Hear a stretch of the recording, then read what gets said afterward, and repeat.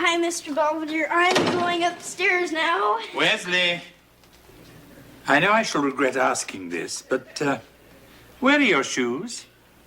I left them in the middle of the Huffnagel's driveway. You mean the one that's being repaved? Now you tell me. Stop following me. What's the matter, honey? Nothing. Don't look at my feet. Where's your shoes, champ? Apparently, Wesley mistook the Huffnagel's new driveway for the courtyard at Grauman's Chinese. I didn't know it was wet cement. Besides, I tried to apologize to Mr. Huffnagel, but he just yelled and called me a menace to society. That's okay, pal. I'll go talk to him. Your old man's been handling Huffnagels for years. Yeah, and tell him I want my shoes back. Hey, Homer! Hey, Pasa! You'd better go soak your feet before that cement sets. Okay. Bonjour, mon ami. Comment allez-vous? Very good, Heather. See, I don't need a tutor. Fine, but if you don't pass French now, you're just gonna have to take it again this summer. Summer school, mon Dieu. Mom, I don't want some stranger coming into the house telling me how dumb I am, especially in another language. Anyway, Angela's been tutoring me, haven't you, Ange? Oui, oui. Angela, you never told me you spoke French. I'm sorry. Alors, ça fait longtemps que tu parles français? Le garçon vient de manger mon parapluie. What did you two just say? I just asked Angela how long she'd been speaking French. And she said the waiter had just eaten her umbrella. Ted, you're getting a tutor, and that's that.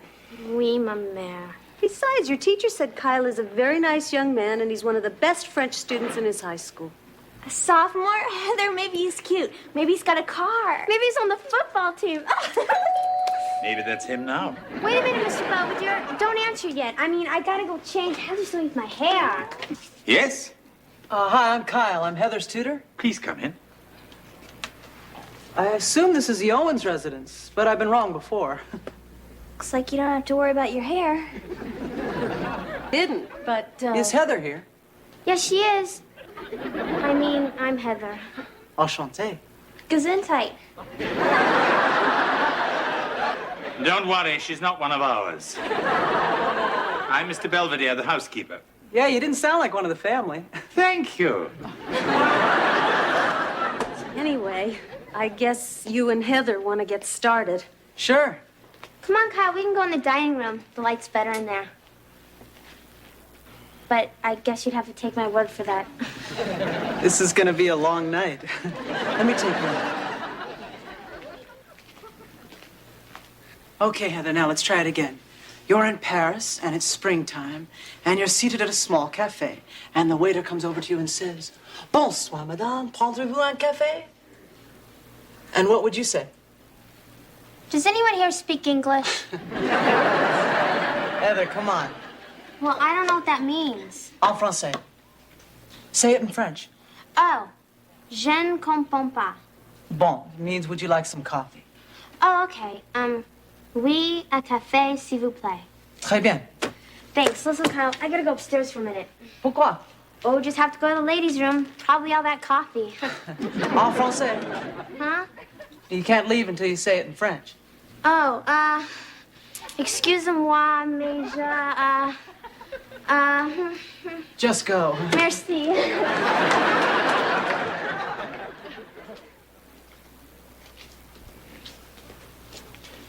Mrs. Owens, what are you doing? Making a salad. I was going to do that. Oh, that's okay. I've been studying for the last 4 hours, and I was really in the mood to do something mindless. Oh. I'll be over in the corner then. Coloring. Stupid Huffnagels! See, you got Wesley's shoes back. Did you trade them for your own? How was I supposed to know they repaved the front steps? Uh-oh. I mean, Homer comes out and starts screaming. I thought your kid was a bozo. Now I know where he gets it from. I mean, do you believe he said that? Yeah, well, just wait and see what happens the next time that stupid dog of his comes sniffing around our lawn. I'll tell you, I'm going to do something that... Don't get yourself all worked up. Homer just lost his temper, and I'm sure he feels real bad about the whole thing. Yeah. Is there a problem with the Huffnagels? Kevin, what happened? I was just walking by, and Homer says, "Hey, there's another one," and they turn the hose on me. This is serious. They're starting to attack civilians. Honey, get out of those clothes before you catch pneumonia. That's nothing. Wait till you see what the Huffnagels catch. Who are you? Oh, I'm Kyle. I'm Heather's tutor. Oh, I feel sorry for you. Because I'm blind? No, because you're stuck with my sister.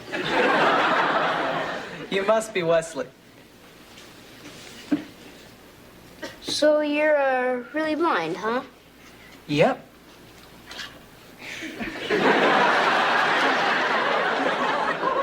What are you doing? Nothing.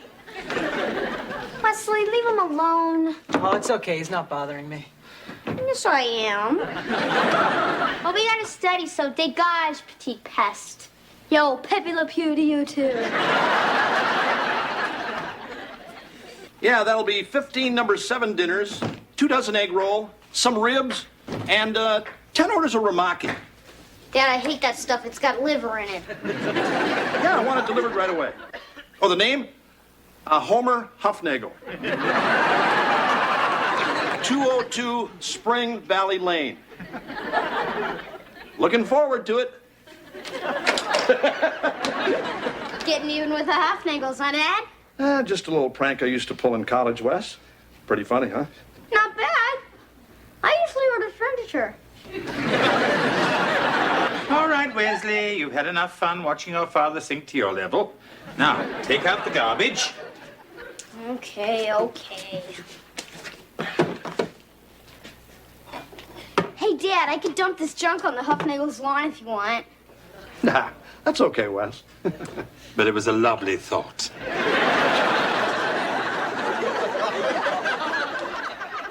Désolé, mais votre heure est finie. Okay, don't tell me. You said, I'm sorry, but my car doesn't have fins.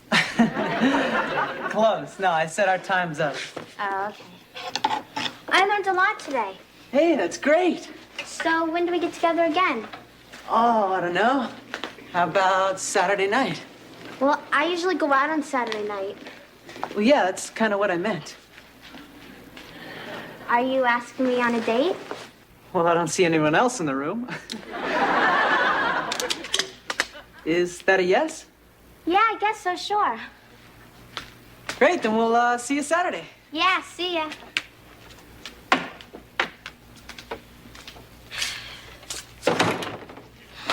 What'd I just do? Don't move. I want to practice my knife trick. Hop! Go ahead. What's the matter, Heather? I told Kyle I'd go out with him. So? So what'd I say yes for? Where are we gonna go? What are we gonna talk about? This date is gonna be a disaster. Heather, your dates are always disasters. Well, that's true. The point is, do you like Kyle? Well, yeah. And he seems to like you. Yeah, I guess. Then there should be no problem. He's like any other boy. Yeah, right. Who knows? Maybe it won't be such a disaster. Let's not get ahead of ourselves. Honey, you coming to bed? In a minute. I just want to make sure Heather gets home all right. George, Kyle promised he'd have her home by 11. All right. Oh, by the way, is everything all settled with the Huffnagels? Huh?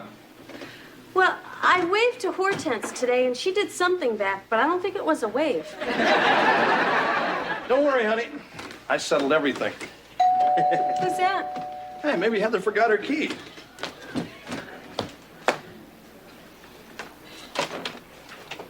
Buenas noches. This is the Owens residence? Yeah, but... Your dinner, amigo. Ándale, ándale, ándale. Ándale, ándale. Música.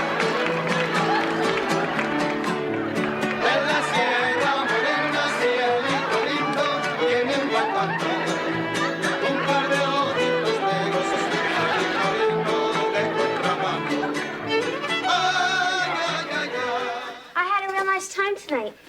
Yeah, going bowling was a great idea. Well, you only liked it because you won.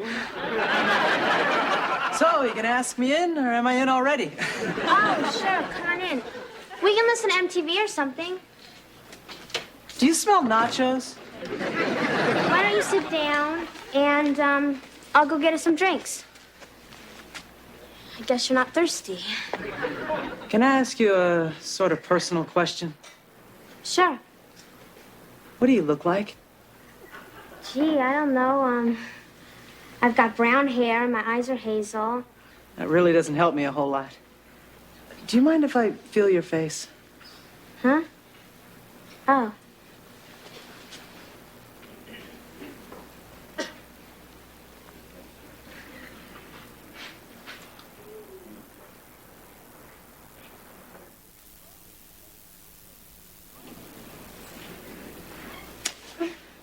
What's wrong?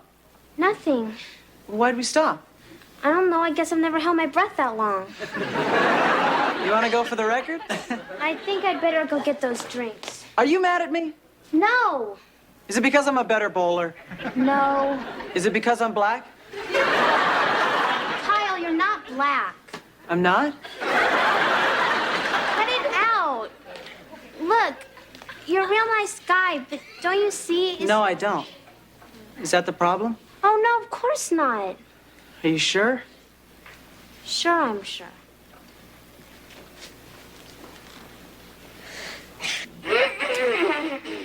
Wesley, what are you young people up to?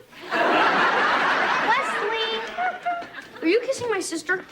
Yeah, I was. Well, I hope you've had your shots.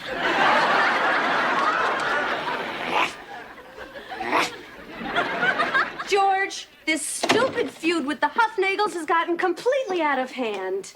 What are you talking about? I mean, the egg rolls and the mariachi band and the toilet paper and the trees was a lot of fun, but now we're losing some very nice neighbors.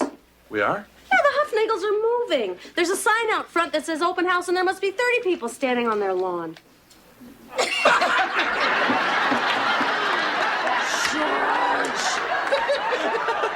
Will you please take that sign down right away?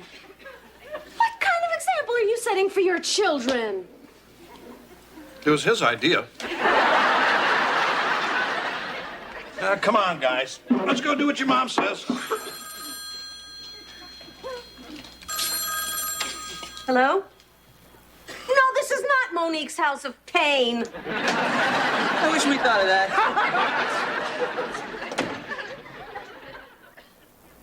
Okay, Kyle. Can't wait. All right, see you tonight. Au revoir. Oh, this is a disaster. What's wrong? I thought you liked him. I do. I like him a lot. It's just every time he takes me out, he seems to want to go a little further. You mean like downtown?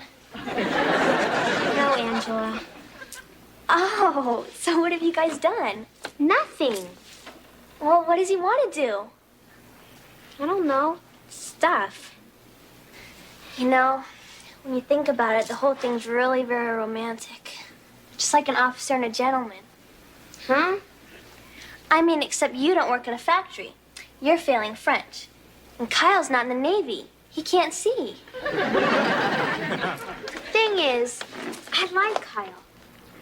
But I'm afraid if I don't do something, I might lose him. I mean, he might think I'm saying no because he's blind and get real upset. I heard guys who aren't blind get pretty upset, too. So what am I going to do?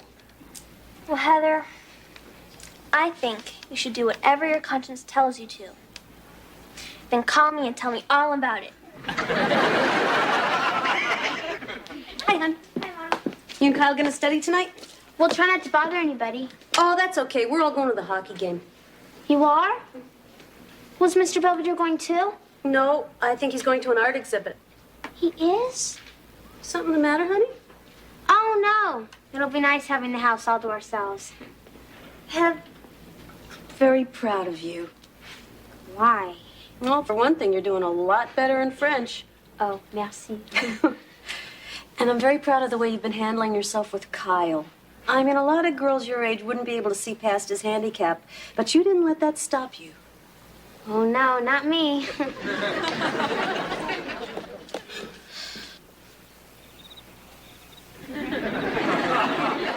pretty quiet over there. Let me take a look. No lights are on. Maybe the Huffnagels aren't home.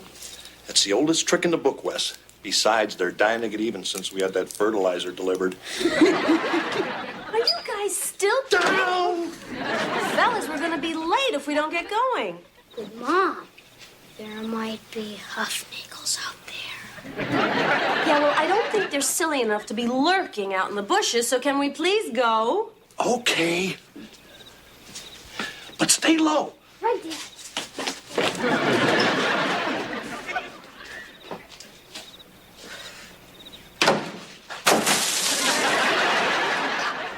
Yeah, Angela, everybody's going out tonight, and it's just gonna be me and Kyle.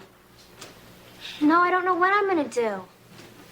No, you cannot stay on the line and listen. Heather, I'm going. Bye. Everyone leave for the game? Yeah, they left a few minutes ago. What are you, Kyle, up to tonight? Oh, nothing. We just figured we'd stay home and really hit those books. Big test coming up? Yeah, sort of. Everything all right between you and Kyle? Yeah, sure. I like Kyle a lot. Good. Oh, and Mr. Belvedere? You were right about him. I was? He's just like any other boy. Good night. Good night, Heather.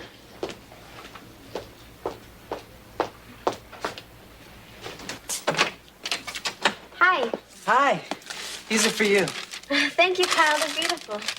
I hope they're roses. Come on in. Hey, it's awfully quiet around here. Yeah, everybody left. You mean we have the house to ourselves? Looks like. That's great. Forgot my keys.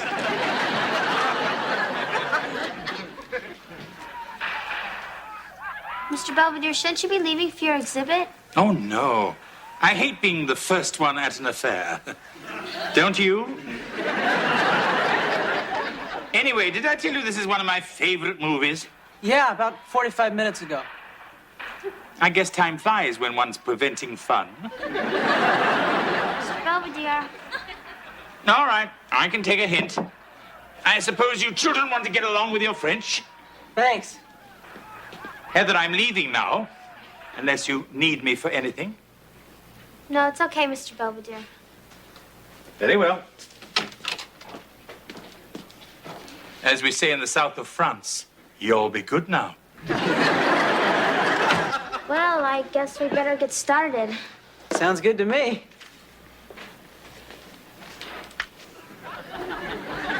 Okay, lesson 15 at the bakery.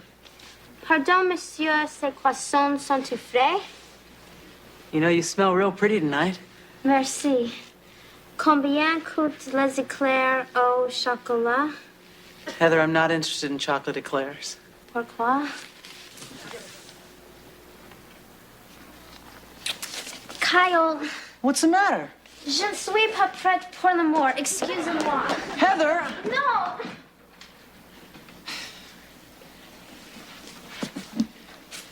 You know, your French is getting much better. Come back, please. Heather, where'd you go? Come on, where's that pretty little smile? Heather? I don't understand. I thought you liked me. So what's wrong? Maybe the young lady just isn't ready yet. Oh, God, he's back. Afraid so. Mr. Belvedere, what are you doing back? I came back because I thought I might be needed. But apparently I'm not. Thanks anyway, Mr. Belvedere.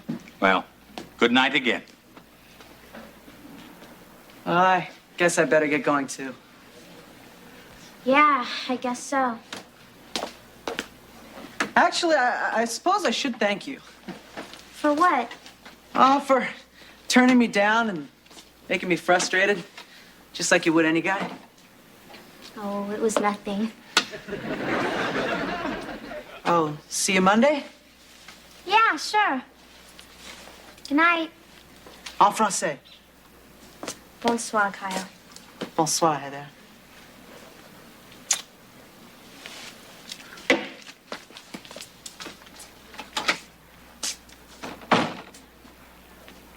Good night, Mr. Belvedere. I was just leaving. Yes, that is the most sensible thing to do. I quite agree.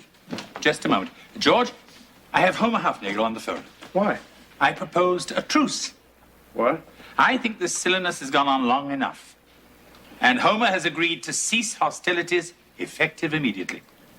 What are you gonna do, Dad? Honey? Okay. Tell Homer that's fine. Homer, it's agreed. The war is over. Ah, nuts. Hey, it's okay, champ. We still came out on top.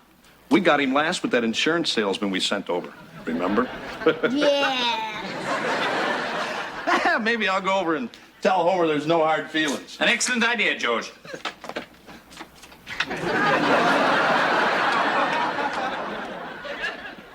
Didn't I mention that? They say that French is the language of love and diplomacy, and this has been a week of both. Heather and Kyle are dating again, but they have an understanding. Kyle decides where they go, and Heather decides how far. Meanwhile, I finally ironed out the details of the Owens-Hufnagel peace accord. They have agreed to keep their Doberman on a leash when near our property, and we have agreed to do the same with Wesley. À la guerre, comme à la guerre.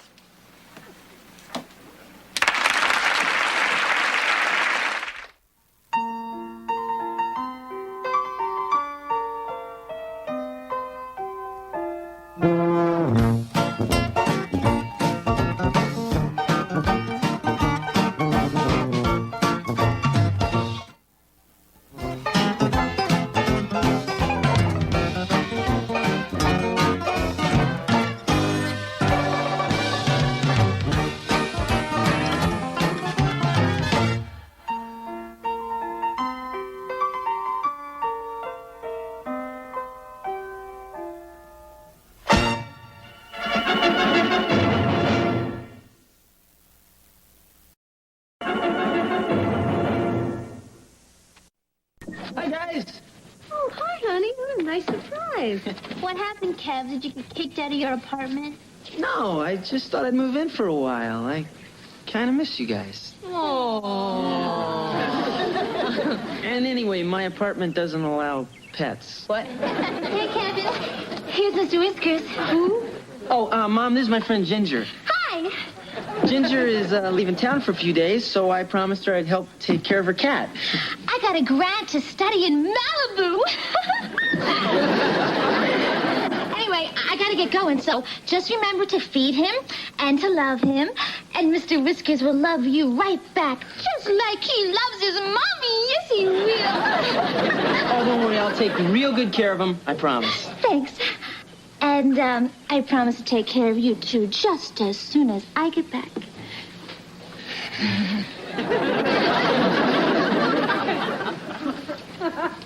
Mr. Whiskers, I think this is the beginning of a beautiful relationship.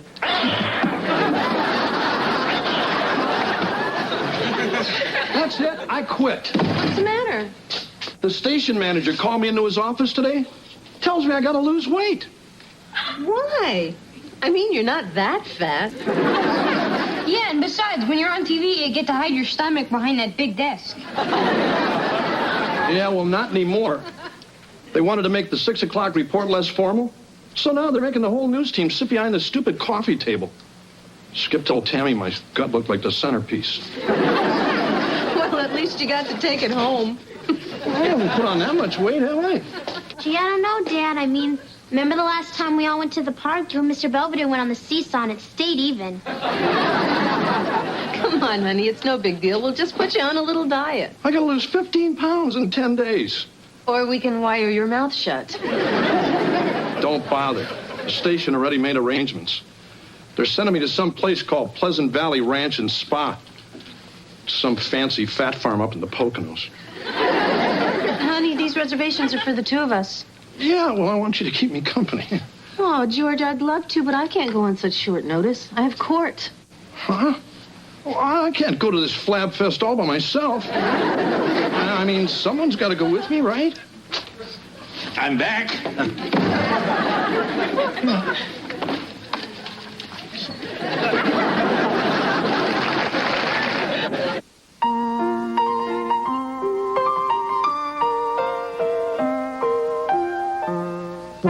Streaks on the china never mattered before. Who cares when you drop kicked your jacket as you came through the door?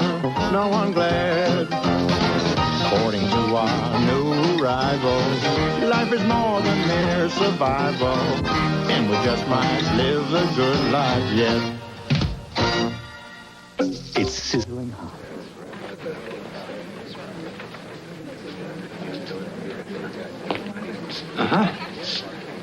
Well, this looks like fun. Looks like mating season at SeaWorld. George, we're going to be here for the next 10 days. Try not to alienate everyone in the first 10 seconds. Why not? They look pretty thick-skinned. Come on in, fellas. Don't be bashful. Hi. Hi. My name's Bibi. Can you guess what that stands for? Big buns? Actually, I was going to guess Brigitte Bardot. Oh, no, silly. My name's Betsy Baxter, but my best friends call me Bibi. You know, like in the gun. Okay, everybody line up, please. 3 lines. Hi, my name's Roy Gallagher. Hi, Roy. And on behalf of myself and everyone here at Pleasant Valley Ranch and Spa, I bid you all welcome. Thank you. Now, I feel certain that most of you must have read about our various programs, our facial massages, the tanning salons, quiet moments, sipping fruit smoothies in a hot tub at sunset. That's why I came. Well, forget about it, Petunia. You ain't doing diddly, not till you lose a few tons. And that goes for each and every one of you low-life, jelly-bellied lard buckets. You got a problem, soldier? Didn't the brochure mention something about refreshments? Okay, wise guy, hit the deck and give me 20. I would, but I left my wallet in the car. I said get down there! You find this all pretty funny, huh, Porky? Why don't you get down there with him? Why don't we all join in the fun? Move it! Move! Move! Move! Move!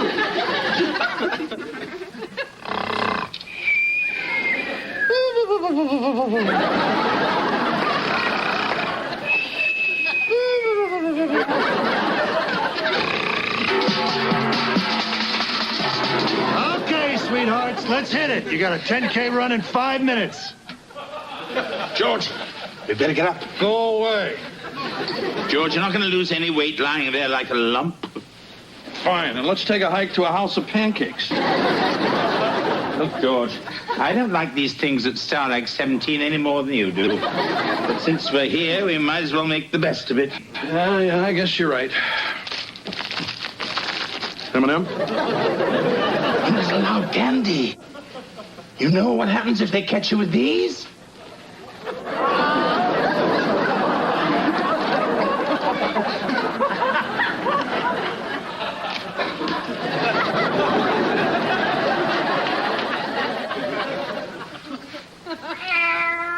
Hello, Mr. Whiskers. All right, I'll pet you. Aw, did somebody bring me their little toy mouse? What's the matter? Dead mouse! Oh, wow, a rat and a great big sucker, too. Why can you get that thing out of here this instant? Oh, not yet, Mom. It's still twitching a little. Leslie! All right. I'm going. Oh. Kevin! It's the cat, isn't it? Here, you'd better do something about that beast, young man. I mean, if it's not in here tearing up the furniture, it's out there killing things. Yeah, poor Grandma Hufnagel still can't find her chihuahua. Yeah, I know. I saw Pepe's picture on a carton of milk bones. All right, look, I'll think of something, I promise. To the left and right.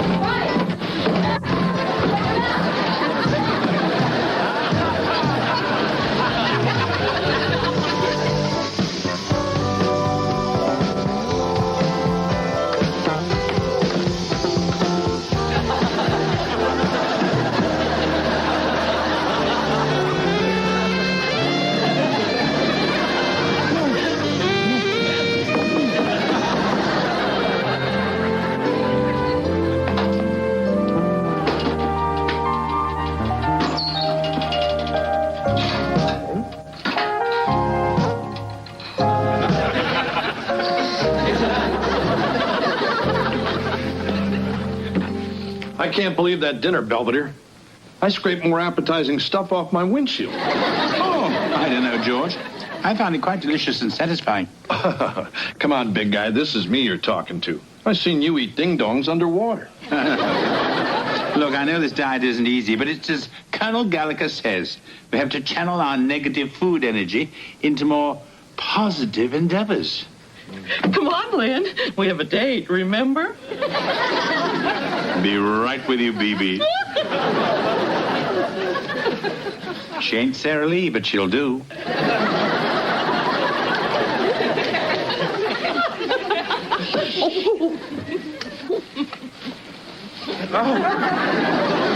Hey, big guy, what are you in the mood for? Mushroom or pepperoni?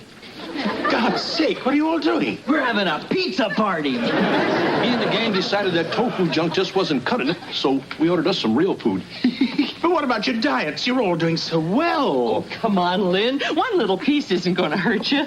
We can work it off later.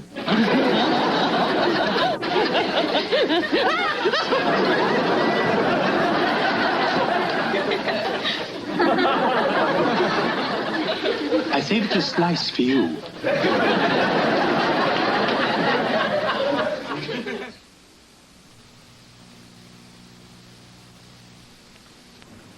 Okay, everybody, our cat problems are over. Oh, yeah? Yeah, I boarded him in a kennel. See, that way Ginger will still think I'm a sensitive feline aficionado, and I don't have to look at this stupid thing until she gets back. Here's your cat.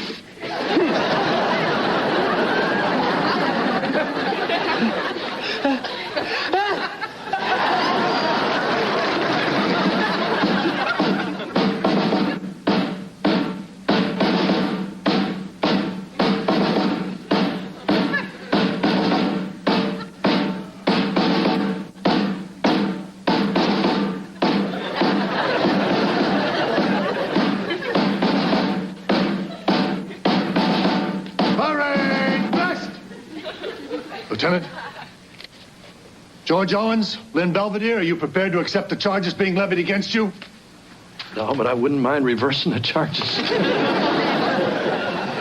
Whereas on the 10th day of October, year of our Lord 1988, the above charge did willfully and with complete disregard for the well-being of their fellow dieters, order and consume several large pizza pies on the premises of Pleasant Valley Ranch and Spa in flagrant violation of Article 319/B. And whereas, since the day these jerks got here, they have demonstrated a general unwillingness and/or inability to get with the program, they are hereby banished from Pleasant Valley Ranch and Spa in perpetuity. This is your shame, Lieutenant.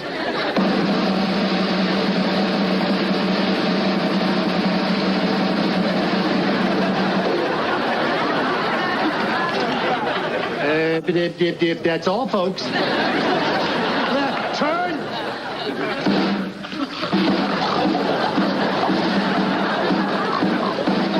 I have never been so humiliated in my entire life. Oh, come on, big guy. I already apologized.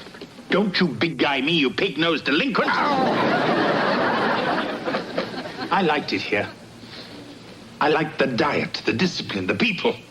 I felt like Twiggy around these people. Then you had to go and get us thrown out. Oh, I don't know what you're so upset about. I'm the one who's going to get canned if he doesn't lose weight. You should have thought of that before you called Pinky's Pizza Palace. Just I've always had this problem. You know, dealing with authority. I mean, the minute somebody tells me what to do, I got to open my big mouth and tell them where to go. I mean, how am I supposed to tell my kids Dad got bounced from a fat farm? Maybe you won't have to. Huh? I mean, we're not expected back for 5 days. There must be something we can do.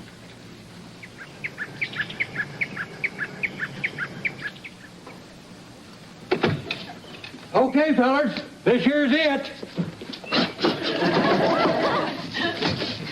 I told you it weren't no Holiday Inn. I'm sure it'll suit our purposes just fine. Okay, you boys know best. Just remember, once I shove off, there ain't nobody or nothing around here for 100 miles. Perfect. Hey, just don't forget to come back and get us, okay, pal? I don't want to be spending the rest of my life up here with him. Yeah. I reckon 5 days would be enough for anybody.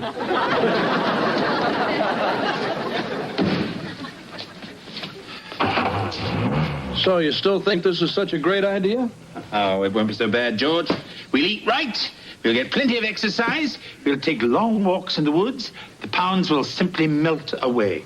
Yeah, you bet. Hey, what's with the ukulele? We're going to take a canoe ride, aren't we? I was sailing along on my bay.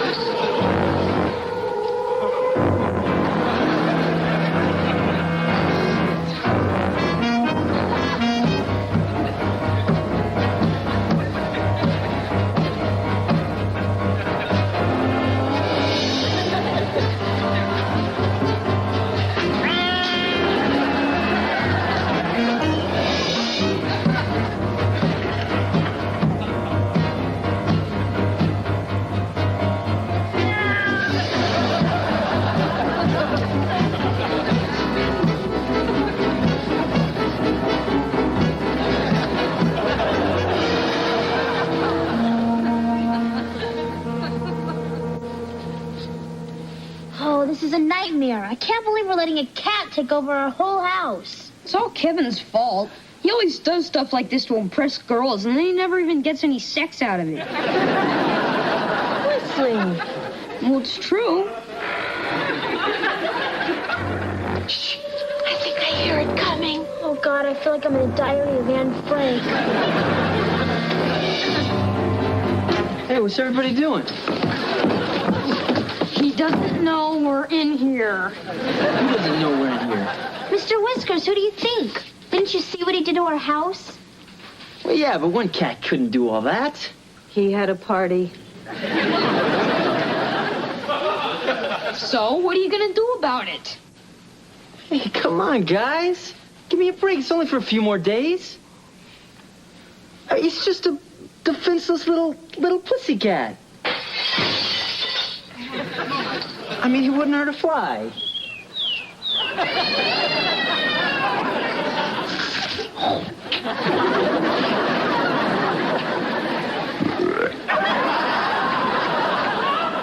Okay, so he has urges, but he's still one of God's creatures, and I'm not going to do anything to him. I don't care what he did. He chewed up all your Edie Gourmet records. Excuse me.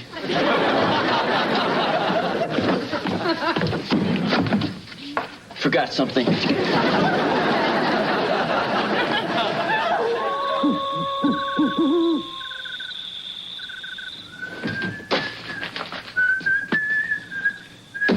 Hey, what's that?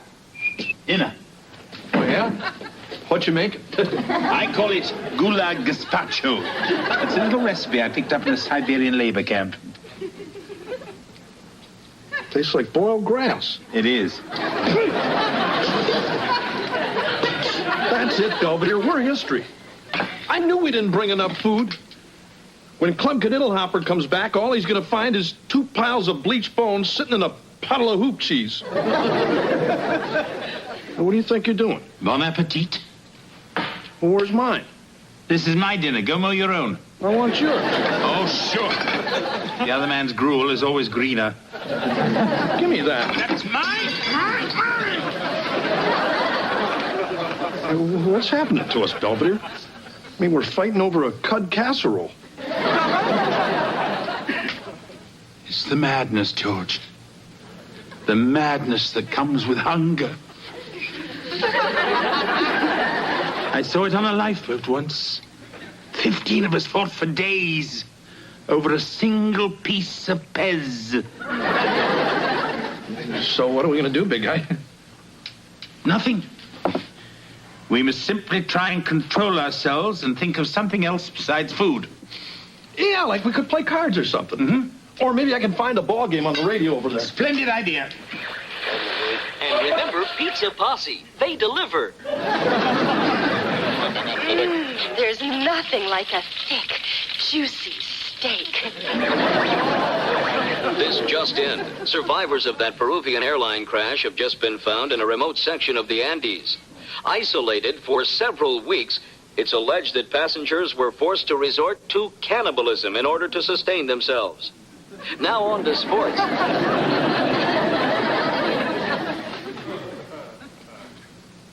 What are you looking at? Nothing. What are you looking at? Nothing.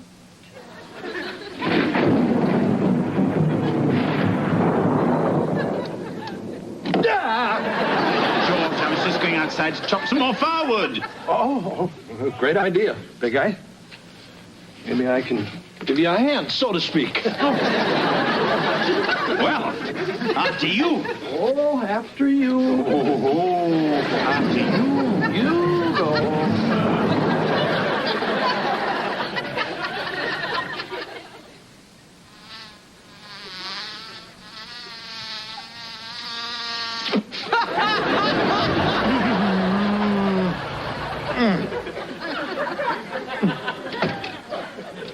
Morning, boys. Did you boys have a good time? My Emma cooked up some fried chicken and biscuits. Thought you boys might be hungry. Did you say biscuits? Yeah, with homemade honey butter. I think he's real, Belvedere. Oh, thank God. We're saved. Big guy, my pants are too big. Mine too. It's a miracle.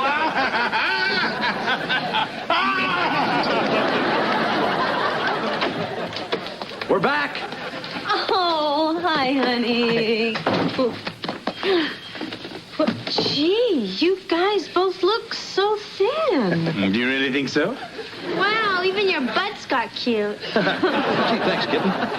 You know, I really got to hand it to you two. I didn't think you'd last a day at that fat farm. Somebody up there really must know what they're doing. Yeah, I think so.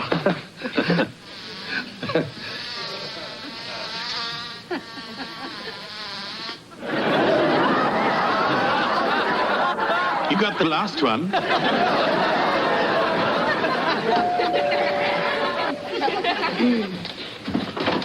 Hi, Mrs. Owen. Hi, Ginger.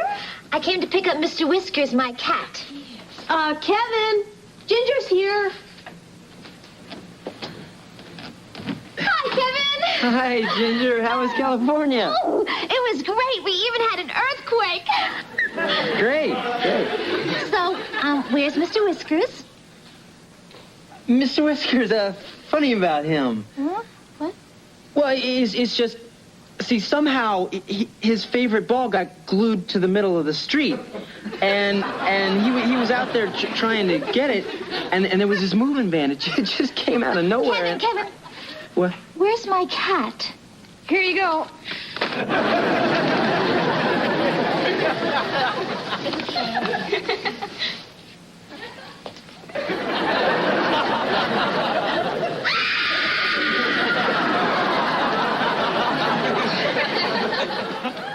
I think she took it okay.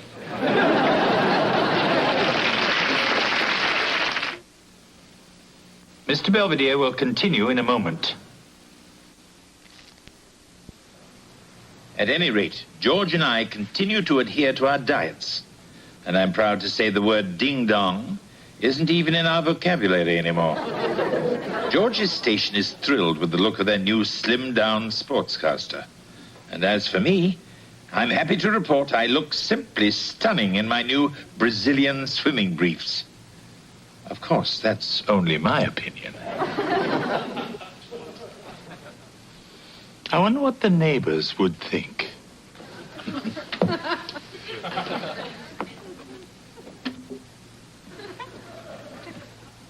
Oh, Grandma, hot they go!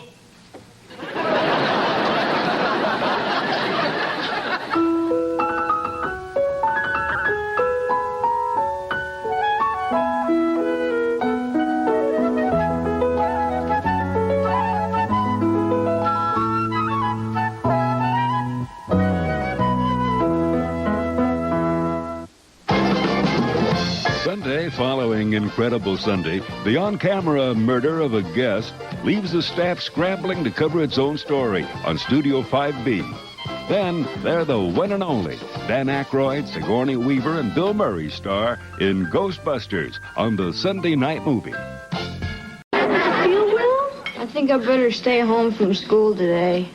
56.6? Next time, Wesley, try running it under the hot water. All right, go sit down and eat, young man. You're getting a little too old to be playing games like this. Yes, ma'am. One of these days you're going to have a job and responsibilities, and you won't be able to wriggle out of things just by pretending you're sick. I don't feel good. 32 PSI. George, that's the tire gauge. Yeah, well, I couldn't find a thermometer. Here it is, Dad. George Owens, are you faking too? No, my throat's just a little scratchy. Does this sudden case of tonsillitis have anything to do with your covering the Pittsburgh Flower Show? Hey, I shouldn't have to cover junk like that. I'm a sportscaster. I should be out smelling jocks, not roses. I don't believe this. You know, you are setting the worst possible example for your son. I don't mind. All right, now the two of you go upstairs and get dressed and go wherever it is you're supposed to be going. Go ahead, now. Nicely done. Owens' residence? No, I'm sorry, there's nobody here. Where are they? Who cares?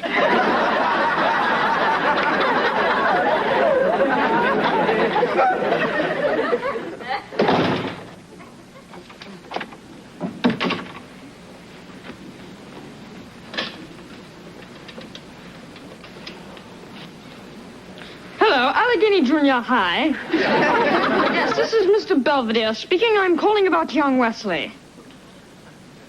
No, he hasn't been arrested. He's simply feeling a bit under the weather. Yes, quite. Cheerio.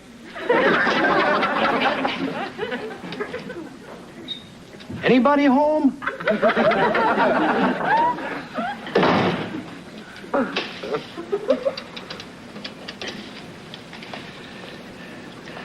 Hello, WBN News? Yes, Lynn Belvedere here, George Owens' housekeeper. Anyway, George won't be able to pose with the poses on TV today. He came down with a touch of the Slavic flu. Probably picked it up test driving a Yugo. Yes, I'm sure you'll be fine tomorrow. Pip, pip.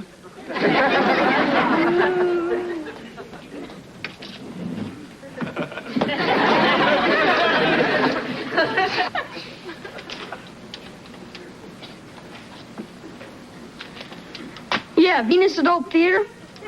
I'm calling about your double feature, Nazi Nudist and Bunker Babes. Is that dubbed or subtitled? Yeah, thanks. Uh-oh. Wes, why aren't you at school? Well, I was, but we had a fire drill, and they told us all to go home and come back dressed like Cad Calloway. Hey, listen, pal, you may think this is funny, but if my old man ever caught me playing hooky, I wouldn't be able to sit down for a week. Now go get changed, get your books, and get your butt back down here. I'm taking you to school. Yes, sir. wait a minute. How come you're here? What? Weren't you supposed to be at that flower show? Hey, you're playing hooky, too. Oh, great, it's your mother. Quick, the closet.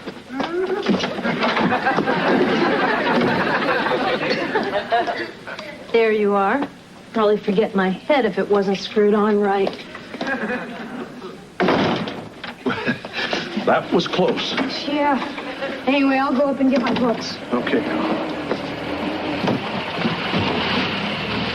You know, that was kind of fun. We haven't goofed around like that since I was a little kid. Hey, Wes. Want to goof around some more?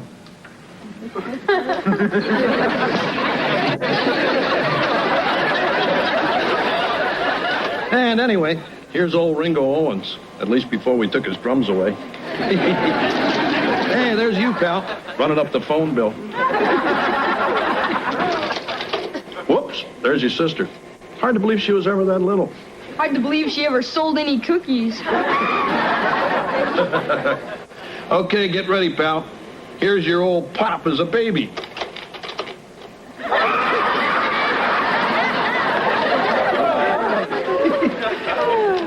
Okay, West fam. What are you up for now? Hey, I know. Let's go break the bank in Atlantic City and then pick us up a couple of cocktail waitresses. Hey, I'll tell you what. Why don't we drive on up to Kitchikinny Lake and do a little fishing? Just the two of us. Hey, that'll be great, Dad. I'd rather be with you than some dumb Keno girl anyway. You mean that, Chad? Sure. For now.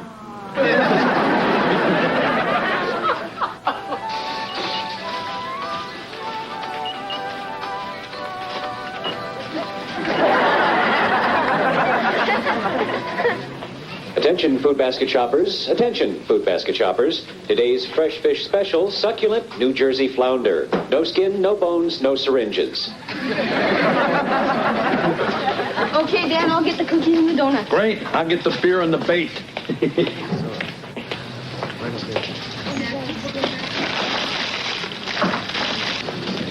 I got root beer instead. Something the matter, Wes?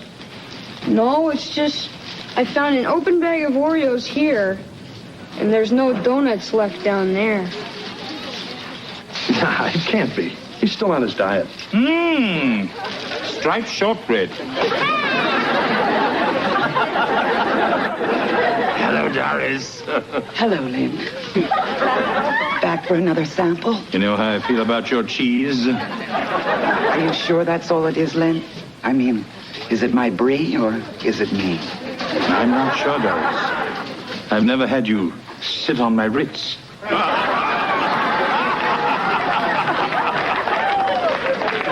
Let's go, pal. We're burning daylight. Hey, big guy. Hello, George. What are you doing here? Me? Why aren't you at work? Why aren't you at school? Why aren't you nauseous? Now? Okay. All right, everybody reach for the sky. There's a stick up.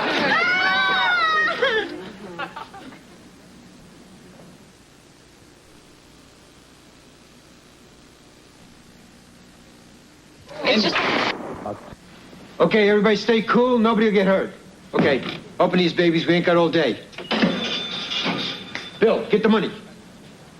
Bill, money. Hey, Lloyd! What are you calling me Lloyd for? We're supposed to be using our code names. I tried that. You did not respond to your code name. I'm sorry, Benny. I mean Ted. Just get the money. Okay. All right, empty them and put all the cash in a bag. Do you want paper or plastic? It doesn't matter. I don't think these guys have done this before. They certainly lack your finesse. Well, who cares? Just let him get the money and get out of here. Okay, I got it. What's this? 25 lousy bucks? Thought this place is open all night. It is. Well, where's the rest of the dough? It's in the safe. It always gets put there when the shift changes. Well, open it. Don't look at me. The manager has the combination. Well, where is he hiding? I bet it's that guy in the suit with all the donuts. No, he's with us. I think that's the manager over there.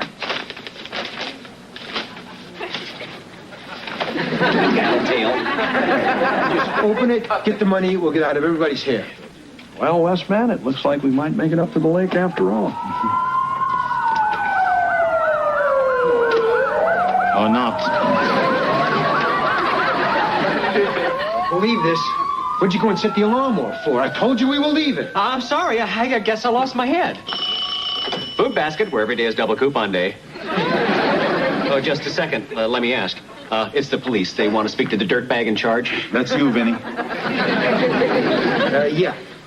Yeah, I can see out there, big deal. Yep. No, don't worry, everybody's fine. The hostages are fine. Hostages?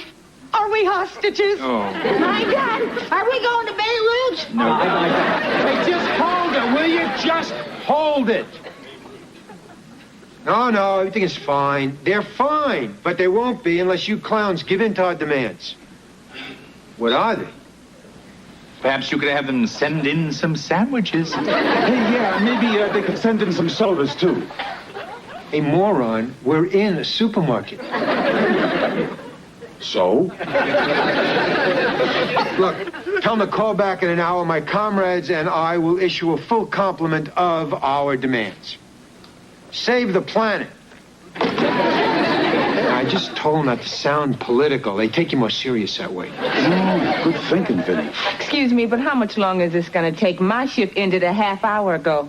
Yeah, and I'm missing Love Connection. I just hold it. Everybody just shut up. Now, nobody is going nowhere. Hey, look, Vinny, Ted, Alice, whatever. Look, we're just getting in the way here. What do you say we just slip out the back and forget the whole thing ever happened? Hey, look, I told you, nobody's going out that door. Now, everybody just make yourselves comfortable. Get something to eat or something. There's some nice fresh crab legs in the seafood section. Oh, I'll go and find some cocktail sauce. Hey, put that down. Give me the bread back. No, give me the bread. Give me the bread. Would you give me the bread back?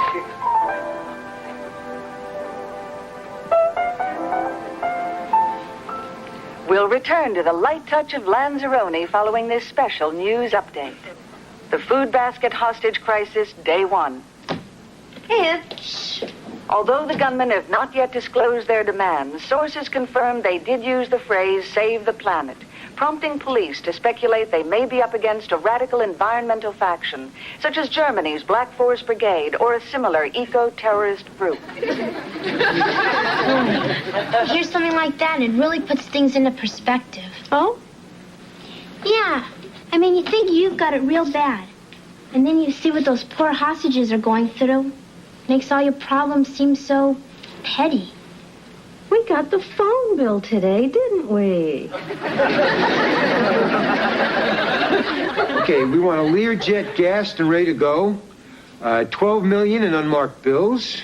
Ones and fives, they're harder to trace. Oh, yeah, and we also want a TV news crew in here.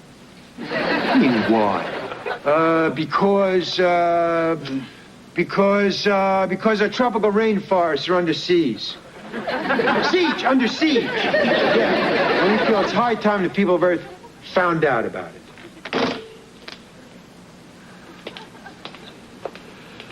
How you holding up, big guy?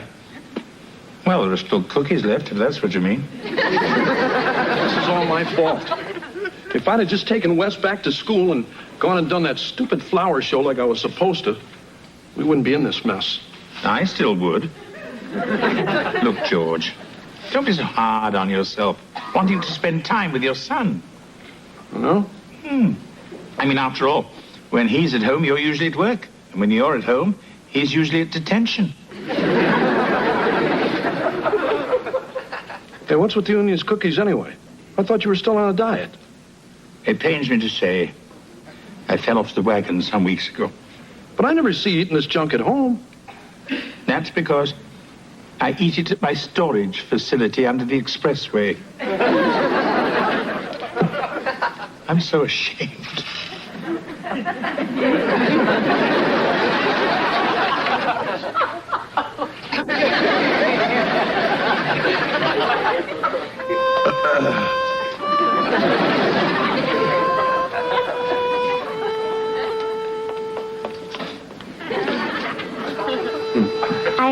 to the bathroom. I'm sorry, it's against store policy.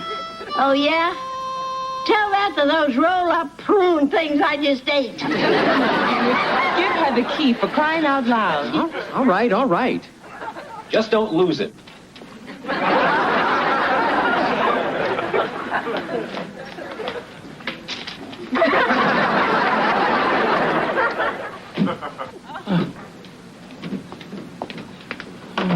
I brought you some aspirin.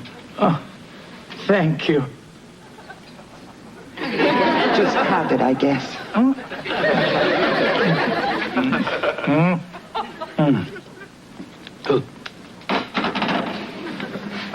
So, do you really think they might kill us? I've just had a pizza straight from the freezer. At this point, I'm counting on it. It's funny. When I was a child, we used to spend our summers at the Jersey Shore. There used to be this lady, all dressed up like a Dutch girl, handing out free samples of fudge at this cute little candy shop by the pier. And I thought, oh, how happy she must be, bringing so much joy to so many people. Years later, I realized how bitter she must have been. People always taking, never giving anything back, just taking until she had nothing left to give.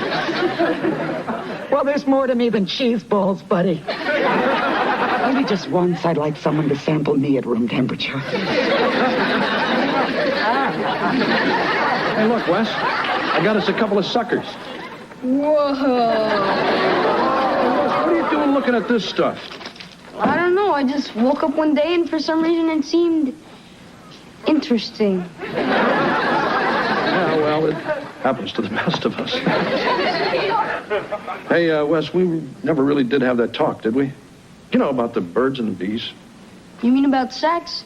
That's okay. I already talked about it with Mr. Belvedere. Oh, yeah? Well, what do you say? I don't know. Something like, for the sake of all mankind, don't have any. Look, pal, I'm sorry I got us into this mess. Oh, that's okay. Sure beats going to that stupid locker room. Huh? Dad, if I told you why I didn't want to go to school today, you promise not to laugh. Well, sure, pal. Well, you know how in junior high they make you take gym? Well, after you take gym, they make you take a shower, and I don't think I like that too much. Oh. Kind of embarrassing, huh? I just feel weird walking around naked, especially around a bunch of stupid, hairy guys I don't even know. I felt the same way taking my draft physical.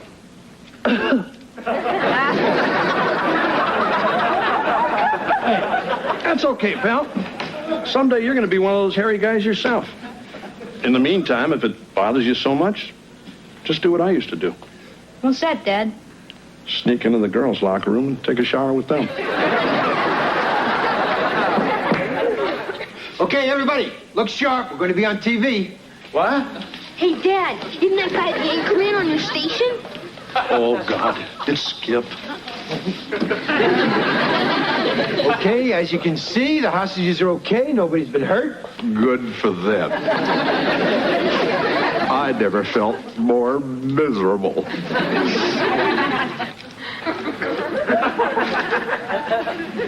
George? Oh. Hiya, Skip. I thought you were sick with the Slavic flu. Hey, yo, news guy.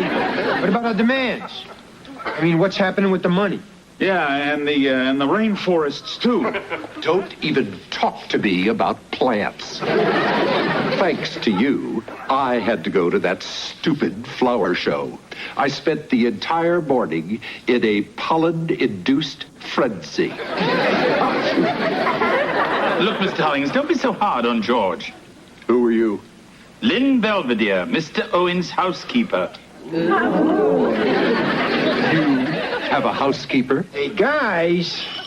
I'm the anchor man, and I don't have a housekeeper. I don't even have a house. Hey, Skip, how much are they paying you anyway? Hey, you guys want to hold it down? Uh-huh. Yeah, I understand. Okay, I'll tell them. Well? The cops, They said no deal, Vinny. You mean no deal? They just said they don't negotiate with terrorists. Oh, swell. So what are we going to do now, I Vinny? don't know. Let me think. I gotta think. Giving up before anybody gets hurt is a good idea. I don't know. Maybe we should. Hey, forget it. I'm not going back to no jail. We were happy there once. Look, you can do what you want. I'm getting out of here. And I'm taking one of them. Okay, kid, we're going for a little ride. Hey, keep him out of this. If you want to take somebody, take me. Fine, let's go. Hey, you can't take my dad. He might get hurt. Take that anchor guy. Nobody will miss him. Excuse me, gentlemen, but I volunteer. Oh, yeah? I mean, physically, I'm the best shield. And philosophically, I'd just as soon get it over with anyway. Hold it. Get what over with? Your insight into the environment, it's keener than you think. What's he talking about? Acid rain. The killing off of our lakes and forests. Sludge and sewage, poisoning our oceans. If the chemicals of the air don't get you, the preservatives in these donuts will. Ah, come on, pal. It ain't as bad as all that. Is it? As far as I'm concerned, if I'm going to die of lead poisoning, I'd just as soon as do it now in a hail of gunfire than slowly from a plate of lead-lined langostino. Shall we? Hey, wait a minute. Nobody wants to die, right? I mean, ain't somebody doing something about this environment stuff? I thought you were. If we went back to prison, we could write some letters. Maybe even get some of the other guys to help. You know, those psychos in solitary, was it Sonny and Tyrone? They're always looking to get involved. Exactly. And in a few years, maybe 8 to 10, and with a few more letters, who knows? We may be able to save this planet. And have you to thank for it. Hey, you're right.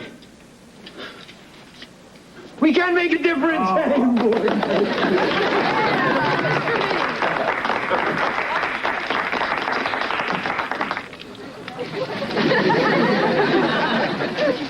Hi.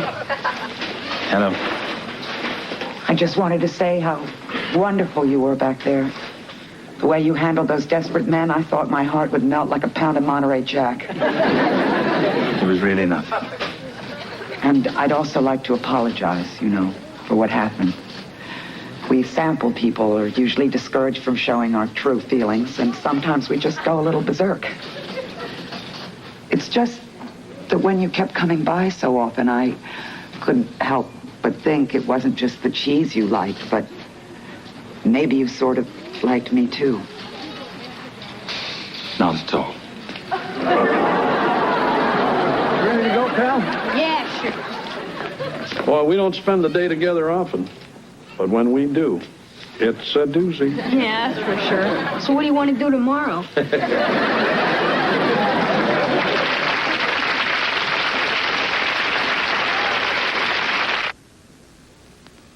Mr. Belvedere will be right back.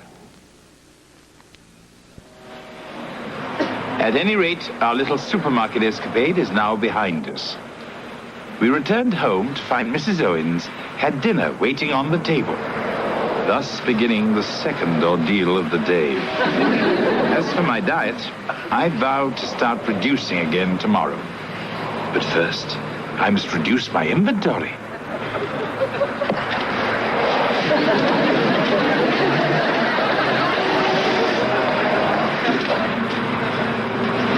It's gonna be a bumpy night.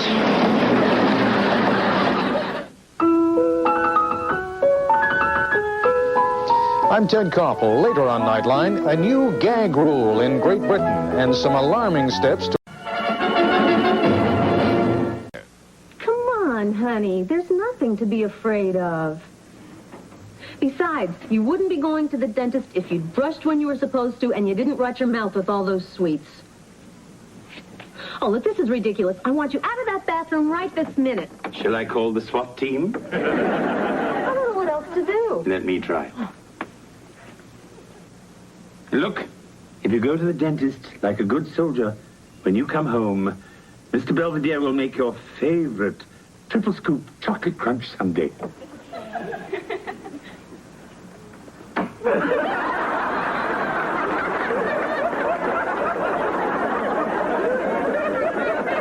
With extra sprinkles?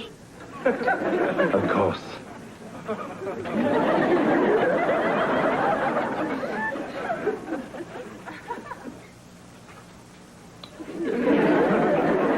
So, how do I look? Better. Now knock it off. I'm getting my teeth cleaned today, and I want to get my money's worth. Morning. Morning. I'm all ready to go to the dentist, Dad. No rush, pal. But if you don't get there early, they give you the old drill. That's it, I'm not going. Oh, come on, Dad, you gotta. You see, even Wesley realizes that a trip to the dentist may be unpleasant, but necessary. No, I like going. You do? Yeah. Sometimes it hurts a whole lot, but it sure feels good when it's over. Sort of like spending the day with you.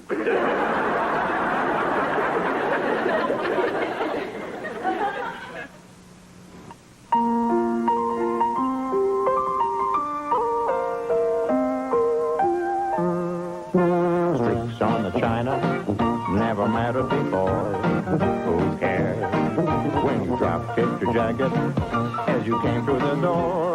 No one glared. According to our new rival, life is more than mere survival, and we just might live the good life yet.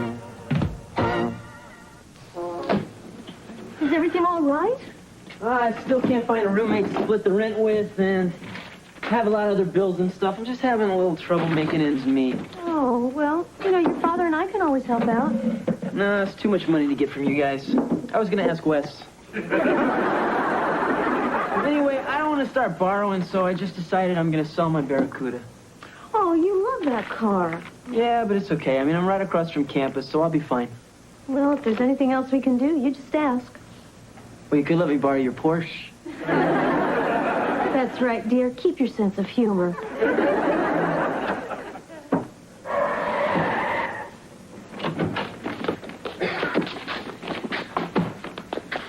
I did it! I broke the record. I made a market in 6 minutes, 45 seconds, and I even stopped for one of the red lights. It's not bad. Yeah, well, I would have done better if it weren't for all the screaming.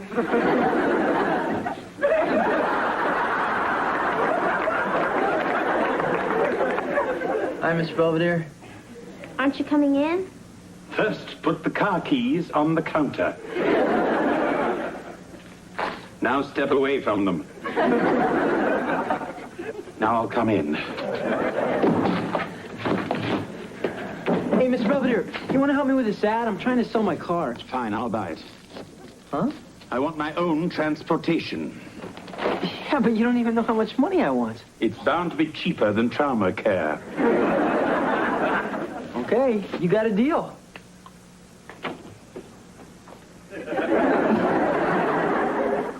So how did it go? Great for Dad. And even better for the dentist. What do you mean? The kid needs braces. Oh, And then a doc said his bite's way out of whack. no. And I haven't bitten anyone in a month. Oh, look, honey, it's not going to be as bad as you think. Besides, lady, you'll be glad you wore them. Hey, Dad. Hey, Kev. What? Hi, Kev. What's the matter with him? I gotta get braces. I never needed him.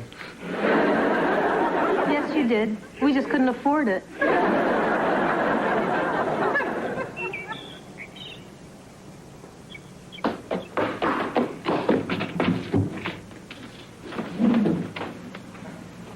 Excuse me.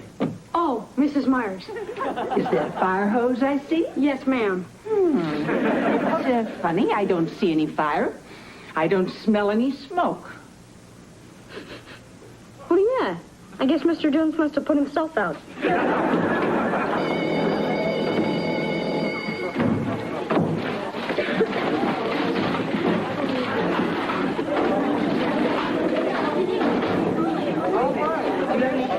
Hey, Wes. Oh, hi, Miles. Let's eat in the cafeteria. They're having macaroni and cheese. I can't eat that stuff. Makes my mouth walk. It's my last chance to have it. I'm getting braces next week. Yeah, they're not so bad. He used them after the first year. The thing is, we just started junior high, and now I gotta start wearing an erector set in my mouth. Nobody cares if we wear braces or not. I already made a lot of new friends. Anyways, I'll put my books away and we can all go to the cafeteria together.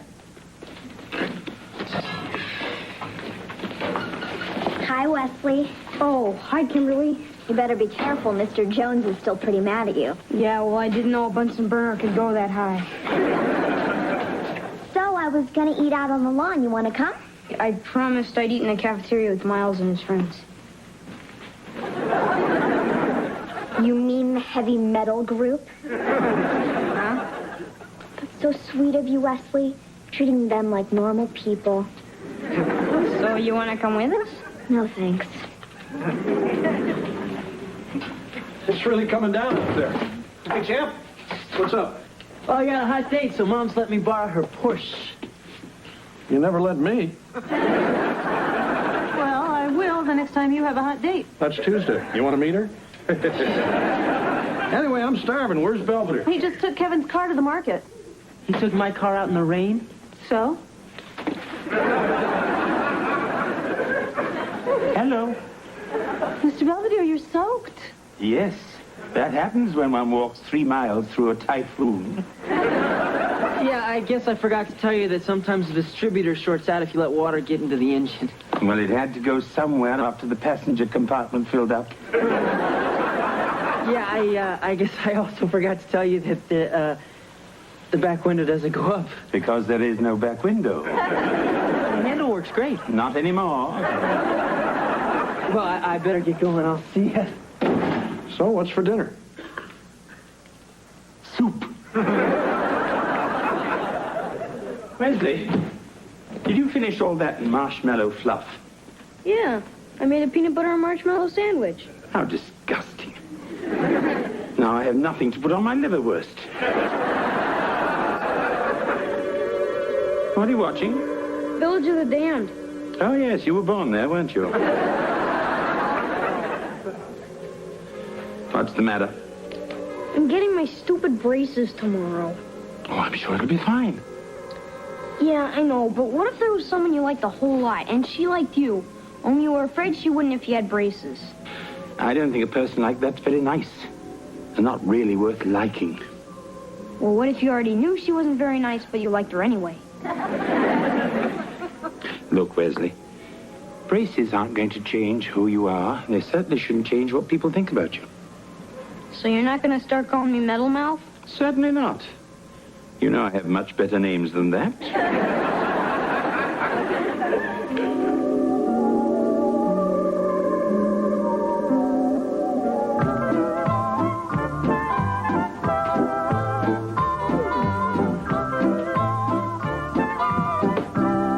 Good morning, Mrs. Owens. Good morning, right back. May I say you look lovely today? Oh, thank you, and so do you. Though I guess lovely is the wrong word for a man. Shall we say stunning? Good morning. Good morning. My, what an attractive trio. Heather, Kevin, we'd better hurry. We don't want to be late for our toothpaste commercial. You know what, honey bunch? We've got one heck of a handsome family. I'm back from the dentist. What have they done to my baby? He looks like a geek. He does not, kitten. More like the front end of a 58 DeSoto. Don't worry, Wesley. It'll all be fine. Yes, dear. Many respected psychologists and small appliance experts say that wearing braces need not interfere with leading a full and productive life.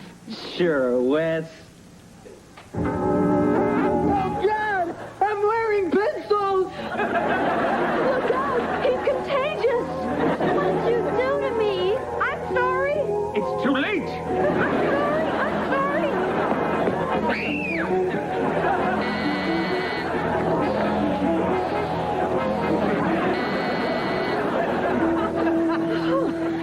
Thank goodness he's gone. Yeah, and anyway, the kid will be better off outside. Unless there's lightning.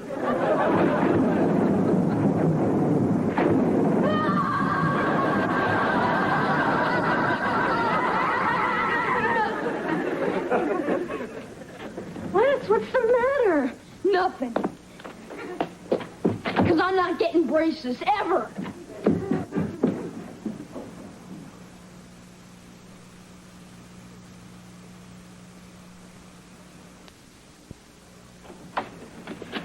on, pal. You can't keep this up forever. How'd it go? Did you get your braces? What's he doing? He said he's not going to open up his mouth for the rest of his life. Can I have that in writing? Look, maybe you don't like them right now, but you're just going to have to get used to them. Say something. They're stupid, and they're ugly, and they hurt, and nobody's ever gonna see them, so there. Is he down yet? He said he was coming. I'm surprised he's going to school at all, the way he carried on last night about those braces. Well, I think with a good night's sleep, he'll have gotten this out of his system. I'm ready. Are we belly dancing for show and tell? Wes, what are you doing? This way I can talk and nobody can see my braces. Do you really think your braces look any more ridiculous than this thing? I don't care. Fine. You go to school like that, maybe you'll see how silly you're being. Come on, Heather. Oh, don't forget your lunch, Salome. It's your favorite bologna and cheese on raisin bread and a pack of ho-hos. I already told you I'm not eating anything I can't suck through a straw. Oh, don't worry. I put it in the blender.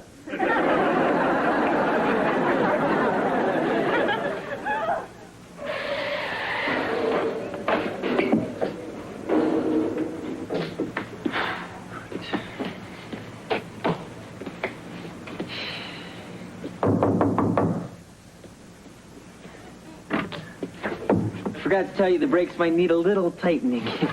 So might the steering wheel. What's all this stuff? Oh, just a few things I found when I cleaned out the car. Oh, thanks. Oh, the mechanic at the station asked if I had any records of previous repairs. Yeah, maybe. Here's last month's. Oh. And how are you getting on without your little red roadster? Oh, great. You must be getting plenty of exercise. Well, no, actually, I bought another car. Oh, really? Yeah, well, after I paid my rent and stuff, I still had some money left, so I got one of those stupid little Japanese cars, you know. You mean one of those silly little things that get you all the way to where you want to go? Hey, Mr. Belvedere, once you get a few of the bugs out and maybe a tune-up, I know you're going to enjoy that old car just as much as I did. I don't think that's possible.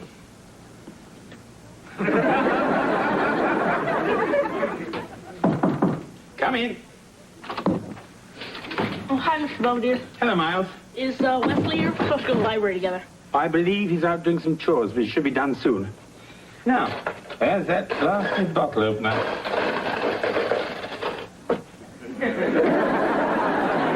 Oh, don't worry. I found it. Ah, Wesley, I see you've given up the veil and put on something more suited to your personality. Hey, I've gotten a lot of compliments. Wesley, braces are nothing to be ashamed of, so why don't you take that silly thing off and forget all about this? No, I'm never opening my mouth in public again. Well, that should save us all a lot of embarrassment. Mr. Belvedere's right. There's nothing to be ashamed of. I know. What happened to your braces? I never got them. Huh? My dad waited out in the car because he hates dentists, so I just sat in the lobby for an hour and then came back out and kept my mouth shut ever since.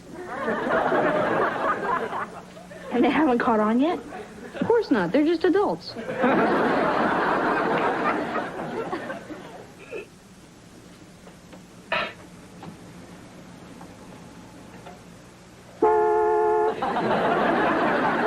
Hello, George.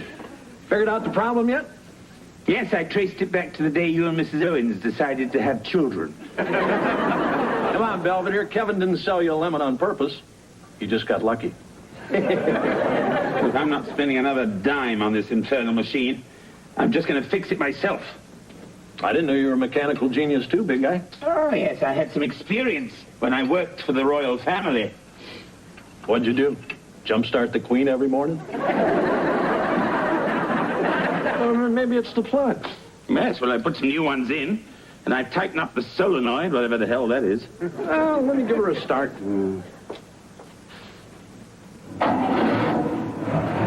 Good God, it's a miracle. Hey, maybe it's not such a clunker after all. Yeah, well, perhaps Lizzie and I just Started off on the wrong foot. Yeah, right.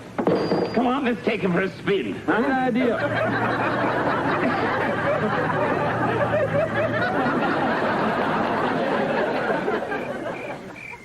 Hey, champ. Come on, Wes. I just don't want anyone to see me. I'm too hideous. Okay, whatever you want. Maybe there's some place you could send me. You know, like an island for dental defectives. Then I could be with my own kind.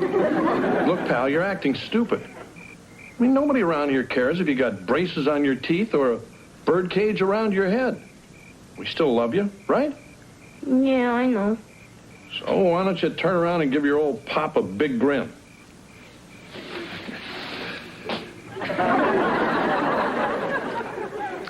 Night, kid. Going out now. Remember, small bills.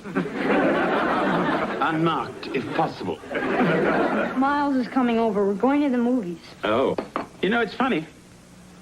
I bought another bottle of that marshmallow fluff, but someone ate all of it. Oh, yeah? You didn't make another of your peanut butter sandwiches, did you? No. No, of course not. You wouldn't be able to eat with those cumbersome braces. Right. That's assuming you have braces. Huh? What do you mean? Maybe you're faking it. But of course, that would be the most incredible act of audacity beyond any but the most perverse and twisted of minds. That sounds exactly like you. Show me some chrome, Jerome. No problem.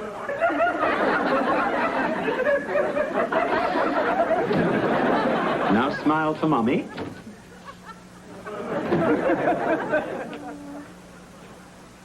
What was going through your mind? Did you think you could fool us forever? Just till I was 18. Well, you must have a real high opinion of your mother and me. Just a couple of dipsticks who wouldn't know a cactus if it poked us in the rear end? Have you been reading my diary? Well, I know one thing. You're going back to that dentist today, if possible, and you're getting those braces, and that's final. But they're gonna ruin my life. I don't want to hear it. But they will. You wear braces and they turn you into a nerd and a wimp and a jerk that nobody likes. Wes! Well, that's what they did to Miles. See ya.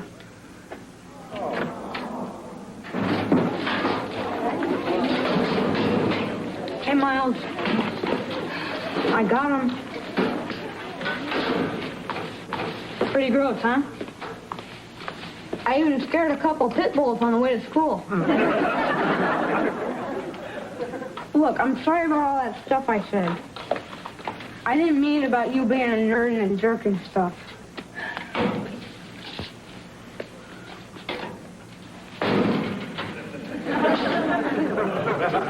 Thanks. Sure. Look, you're my best friend. And you have been ever since the day you barked on me coming back from the class trip. Oh, yeah. And hey, don't worry about braces turning you into a nerd. Yeah? Yeah. I was already one before I got them. Just made me use her a spot. Uh-oh, here comes Kimberly. Yeah. Hi, Wesley. Oh, hi, Kimberly. So, I was just wondering, are you going to the sock hop Friday? Oh, I don't know, maybe. I thought if you want to, we could go together. My mom could drive us and pick us up later. Well, that sounds great, but you sure you want to go with me? Why wouldn't I? Oh, I don't know. I mean, what if something happened that made me look kind of, different? What are you talking about? All I know is that I like you a lot, and that's all that really matters. Really?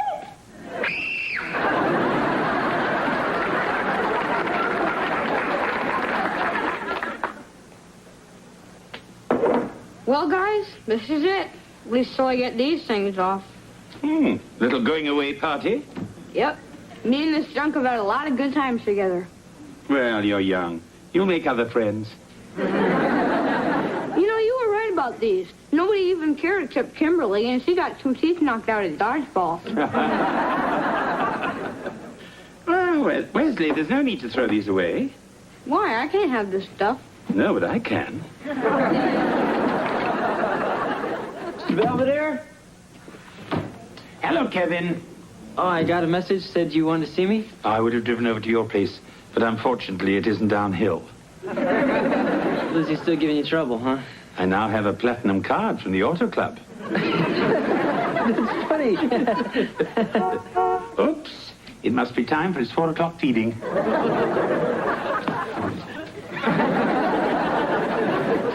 No, I don't get it. I mean, when I had the car, it ran great. Perhaps it misses you. Yeah, well, I better get back to campus, so... Actually, I've been thinking, and I feel bad that you've had to sell it. I know how much you loved it.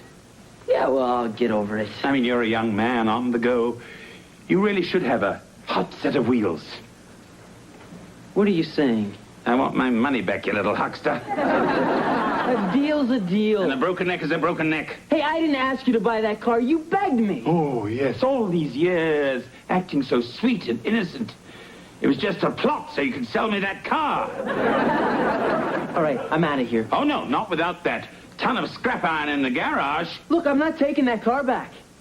Very well, then. I'll have it towed back to your apartment, and you can mail me a check for my money.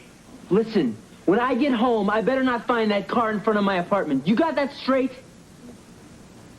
Very well. It won't be. Good. I'll see you.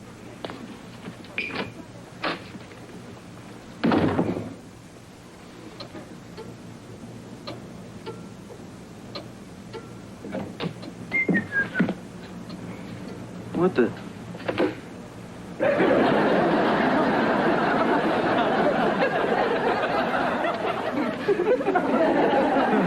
Happy motoring.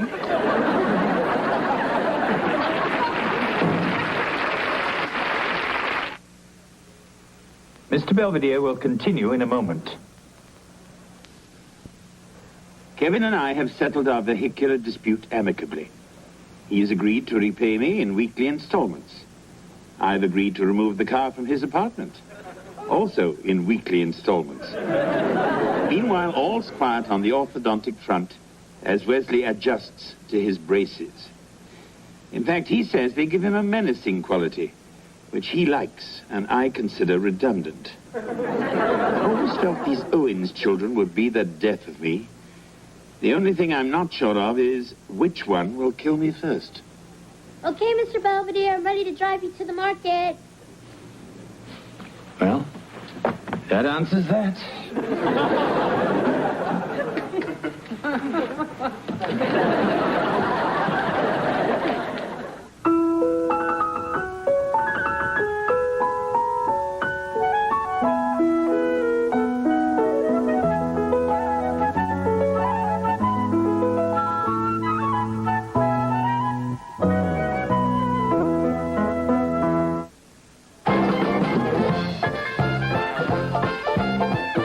I'm Morton Dean. Later on Nightline, the nuclear disaster we failed to prepare for. Just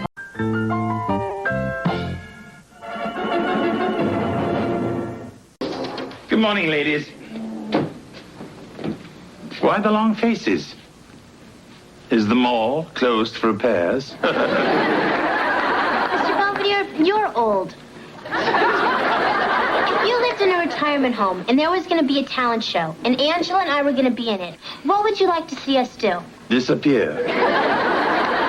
Come on, Mr. Bus Plunge, we're serious. Yeah, we only have 2 weeks to come up with a really dynamite act, and we're trying to think of something we can do together.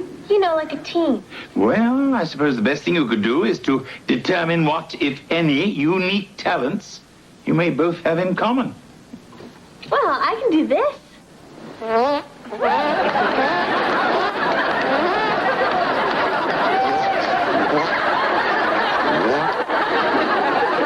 If you have anything that goes with that, I'd keep it to yourself.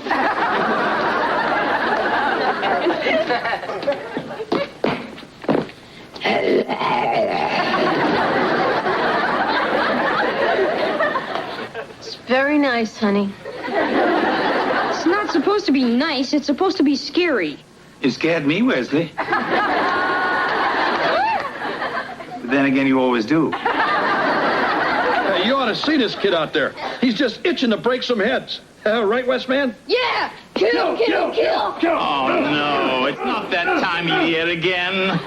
Falling leaves and shattered expectations. George, I thought we weren't going to push this football thing anymore. Hey, I didn't push anything. He dragged me out there. Yeah, Mom. I mean, I've been working out all summer, bulking up. And when I go to those tryouts tomorrow, I'm going to make first string. Hey, all right.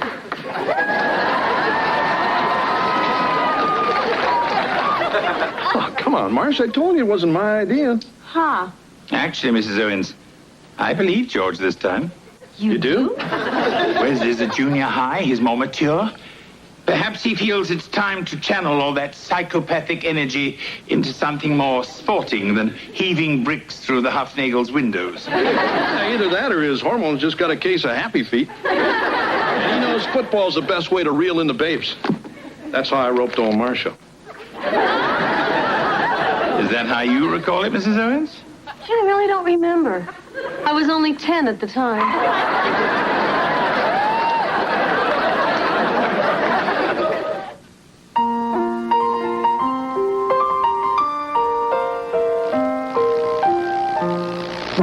Streaks on the china never mattered before. Who cares when you drop kicked your jacket as you came through the door? No one glared. According to our new rivals, life is more than mere survival, and we just might live the good life yet. You ready, Ange? Uh-huh. Okay, 1, 2, 3, go.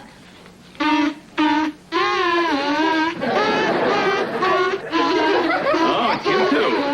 I thought for a moment the Huffnagel's cat got caught in our vacuum cleaner. No, this is what we came up with for the talent show. See, we're going to pass out these kazoos to everyone and lead all the old people in a hum-along. Or a gum-along if they don't have their teeth in.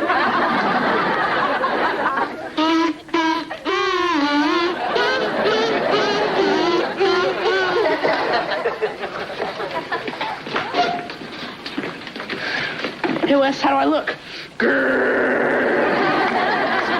Like a real mean machine, Miles. Thanks. I think I got this equipment all right, except couldn't figure out what to do with this slingshot. I'll explain it to you later. Okay, everybody, listen up. I'm Coach Maxwell. If you want to play football around here, you're going to have to deal with me. You got that? Yeah. I don't hear you. Yes, sir. All right. As soon as I check you off, we're going to hustle out there and see what everybody can do. All right, Anderson. Right here, Coach. Miller. Yo. Knob Noster. Yes, sir. You look like a knob noster. Buckley. Corinne Buckley. Corinne? That almost sounds like a girl's name. Right here, Coach. I'm Corinne Buckley, except everybody calls me Corey.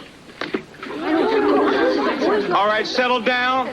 I think we've all seen a young lady before. Yeah, but not in a football uniform. Yeah, not in the boys' locker room either.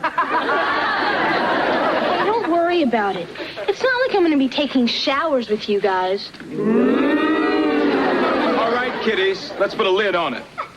Now, Corey came here because she wants to play football. And girl or no girl, she's going to have to show me a little something just like the rest of you meatballs. Now, let's hustle out there. Let's go. Can't believe it. Now we're stuck with some stupid girl on our team. Big deal. First time she gets her hair messed up, she'll be running back home to play with her dollies. Yeah, right.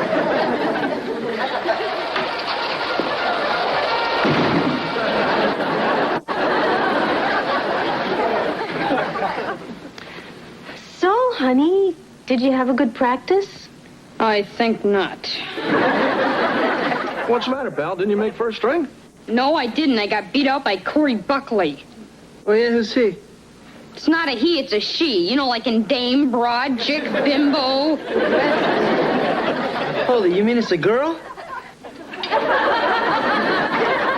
I don't believe this. I bust my butt all summer trying to get good, and what happens? Vicky the Viking shows up, and I'm stuck on the bench. Honey, we know that you work very hard, and it's okay to feel bad, but you shouldn't resent Corey just because she's a girl.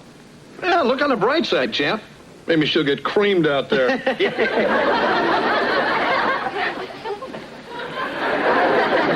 I'll tell you what, pal. Kevin and I'll take you out. We'll work on some new moves after dinner. That's okay. I'm not feeling very hungry. I'll just be up in my room.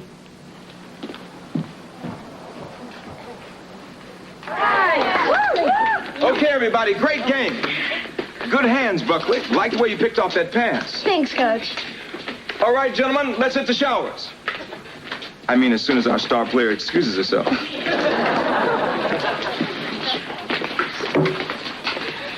Boy, I don't believe this. Wesley Owens, towel boy.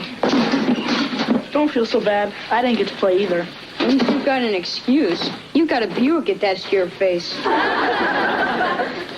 There she is, the jockless wonder. Hey, you gotta admit, she's pretty good. And I think she likes you, too. Hi, Wesley.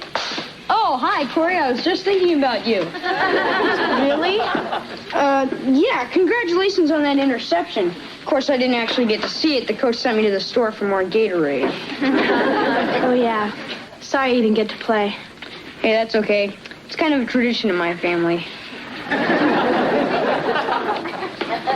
You know, I've been watching the way you play, like at practice and stuff. And I was thinking, maybe I could help you a little. Help me a little do what? I don't know. Get better, I guess. That's okay. I prefer to think on my own. You know, you drop your eyes every time you try to make a tackle. I do? I mean, of course I do. Sometimes there's money down there. Well, I guess it wouldn't hurt if you came over once. Great. How about tomorrow? Great. Hey, you guys done yet? I mean, some of us would like to take our clothes off. Oh, sorry.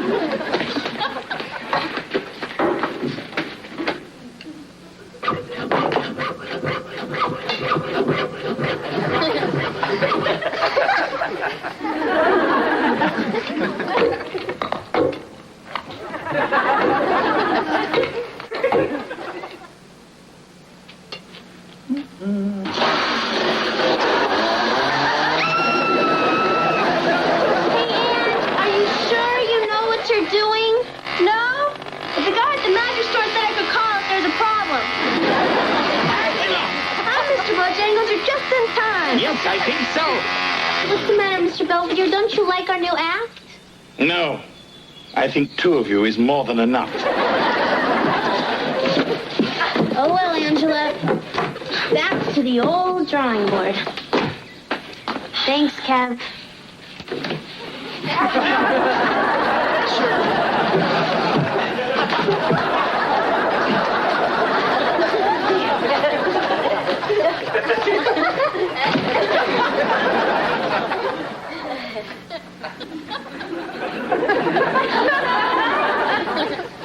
Well? Huh? Geography. Remember I asked you where the Matterhorn was? Oh, Disneyland? I'm sorry. It's in Switzerland, right? Right. It must be really beautiful there in the winter. Yeah, I guess. That's where everybody sends their money. Oh, hi, Mom. Hey, Dad. Hey, West Van, who's your little friend? Oh, Mom, Dad, this is Corey Buckley. Hi. Well, hi, Corey. What a surprise. We've heard quite a bit about you.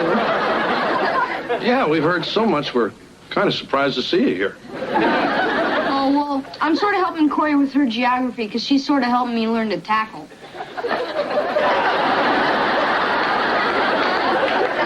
Oh, hey, Wes, I thought your old pop showed you how to do those moves.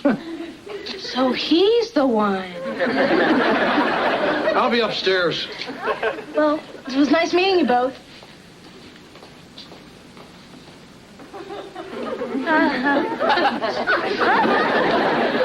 Look, I'm gonna go get a soda. You want one? Sure.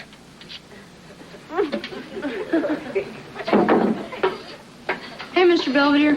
Hello, Wesley. Your friend Corey seems nice. Mm-hmm. I think it was very considerate of her to drop by today to help you with your footballing. Yeah, she's all right. It's not gonna make any difference, though. Oh? I mean, she's bigger than me. She's faster than me. Unless she gets pregnant or something, I'm never gonna get to play. Well, let's keep a good thought. Hey, Wes. Hey.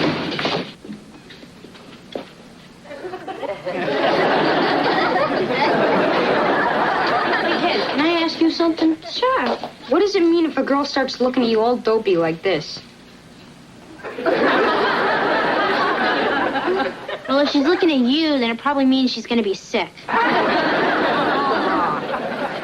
But if it was me, probably mean I was in love. Oh, yeah? You mean like the kind of love where you can't remember things or concentrate on things or, catch things? Yeah, I guess so. Thanks, sis. So sorry to keep you waiting. Oh, that's okay. I do hope you like root beer, Corinne. Okay,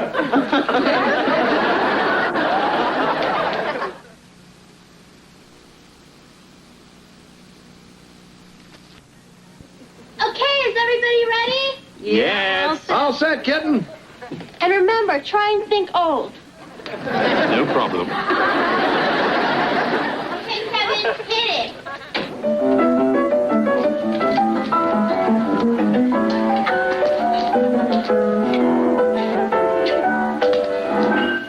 Hi, Mr. Jones. What's new, Mr. Bones? Well, I just flew in from Miami, and boy, am I tired. Miami, eh? How'd you find the women? With a seeing eye dog. Get the hook. So, Mr. Jones, how do you like living at the retirement home? Not bad, not bad. Here, the women there are pretty stuck up. Used to be until I gave them some prunes. Now they're just regular gals. Where's everybody going? We're not finished. You want to bet? Boy, they sure move fast for a bunch of old people. Come on, Mr. Belvedere. Was it really that bad? Well, apart from the jokes being insulting, insensitive, and inappropriate, I found your routine refreshingly tasteless. Gee, and I was worried you weren't going to like it. Angela, we hated it. We stunk. What do you mean we? It was your stupid idea. You didn't even try what I wanted to do. You mean synchronized swimming? Sorry, Ange, it's a little tough to do on linoleum. What about my other ideas? Well, fine, go do them yourself. Fine, I will. Fine. And away we go.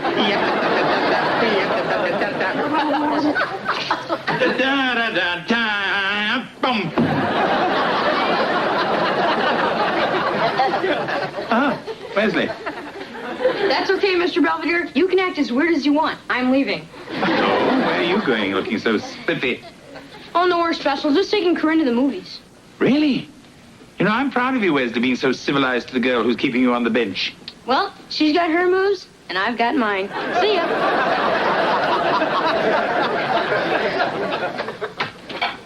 We're back. Wesley, what happened to your uniform? The kid actually got to play. Really?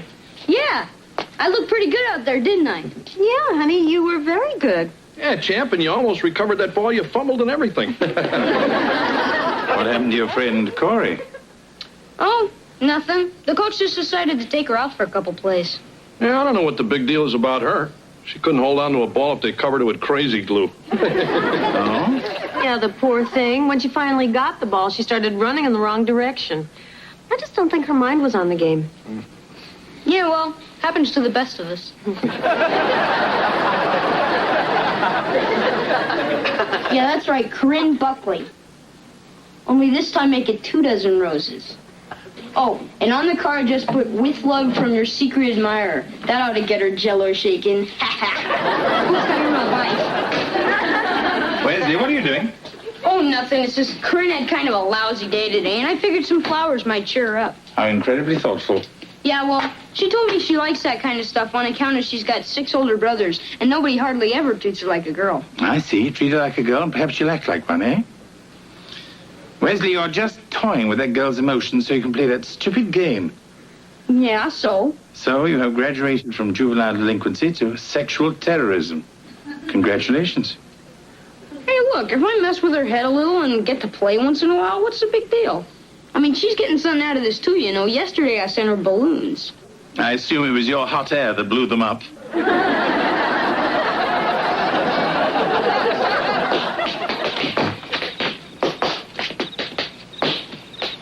Dinner is ready, Miss Rogers. Who? Ginger Rogers. Nice girl. Used to dance with Fred Astaire. Who? Never mind. Oh, incidentally, Angela dropped by today. Oh, yeah? What for? Ostensibly to return my Ginsu knives. She couldn't find anybody to throw them at. I think she was here to snoop. Well, I hope you didn't tell her about my act. Oh, me? Perish forbid.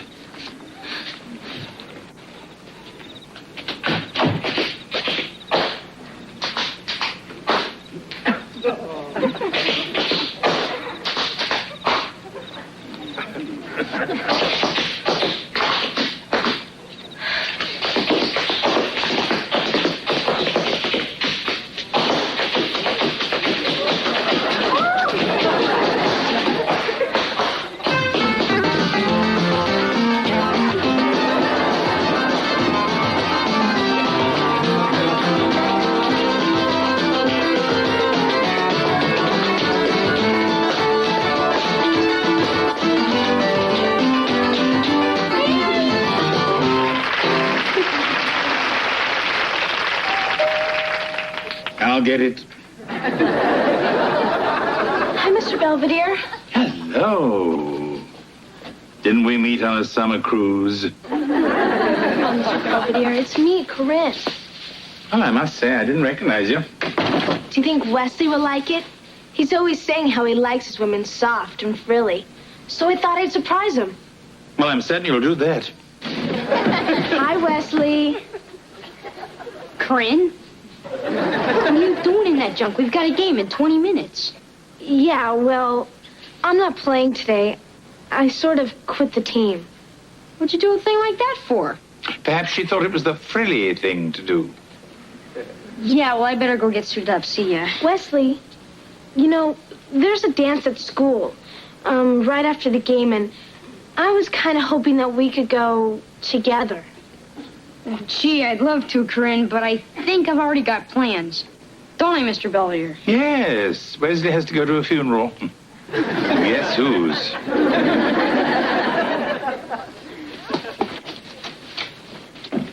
All right, gentlemen, we're not dead yet. It's only halftime. Come on, Coach. It's 35-0. Without Corey here, we're dead. Come on, she's not that great. She was until you started messing with her head, Mr. Heartbreaker. Listen, you boys talk amongst yourself. I'll be in my office. My soundproof office.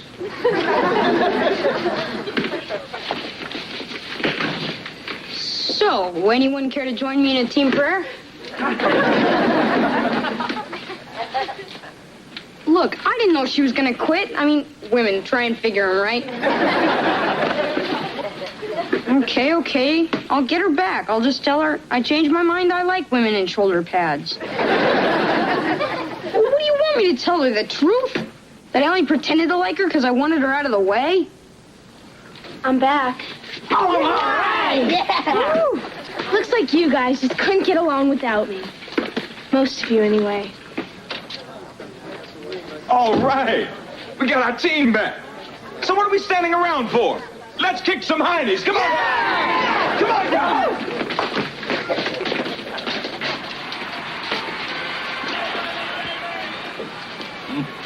Looks like the train left without you. What do you want? I take it we're feeling a bit put upon.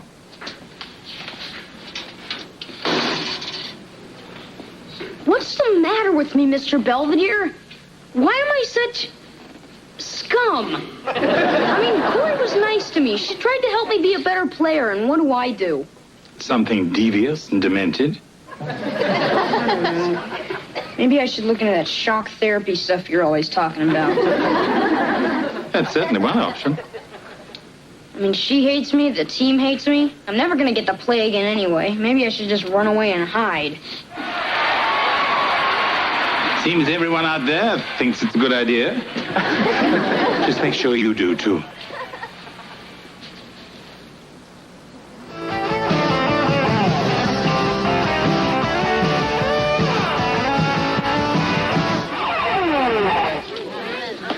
Great game, guys. Thanks a lot. Hey, Corinne. Hey. You're really creaming that quarterback. No big deal. I just pretended he was you. Oh, that probably explains why you kept doing it after the game was over. Look, I know you probably hate my guts right now, but I just wanted to tell you that I'm sorry. Yeah, right. And in case I didn't mention it before, I think you look real pretty in that dress. Oh, really? Do you think I look soft and frilly? Oh, maybe. I let my guard down for you, Owens, like some stupid, lovesick teenager. And all you did was use me, take advantage of my affections. I used to doodle your name in my playbook. Hell. Oh, Corinne, could you put me back down on the floor, please? Oh, sorry. That's okay. I guess I had it coming. Yeah, you did. So, friends? Yeah, friends. And I really think you look pretty in that dress. Honest. Thanks. As long as we're being honest, I think you should go out for band. Thanks. So you wanna? You mean a slow one? I'll sip all over your toes. That's okay. I probably deserve that too.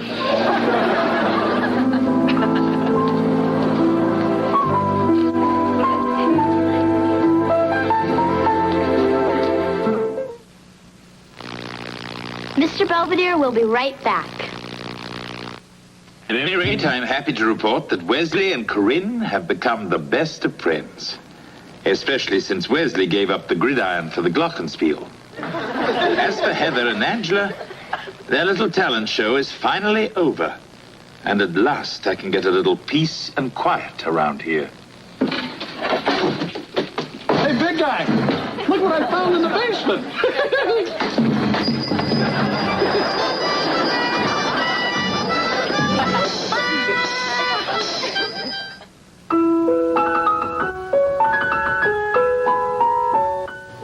I'm Ted Koppel. Later on Nightline, if all the noise and bombast of this campaign have left you cloudy on where the candidates stand on key issues, this broadcast is for you.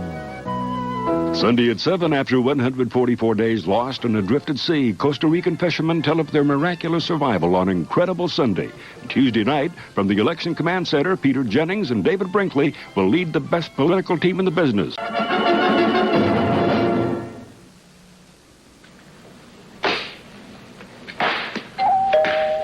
Coming.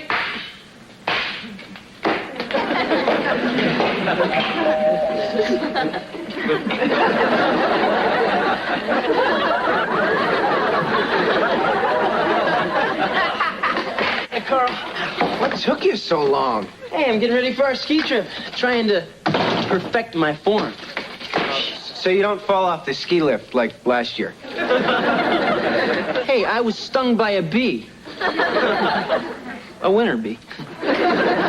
Whatever. This is a lot safer. Ferrari Carathon? What? It's a contest at Custom Coaches. It's kind of like a marathon.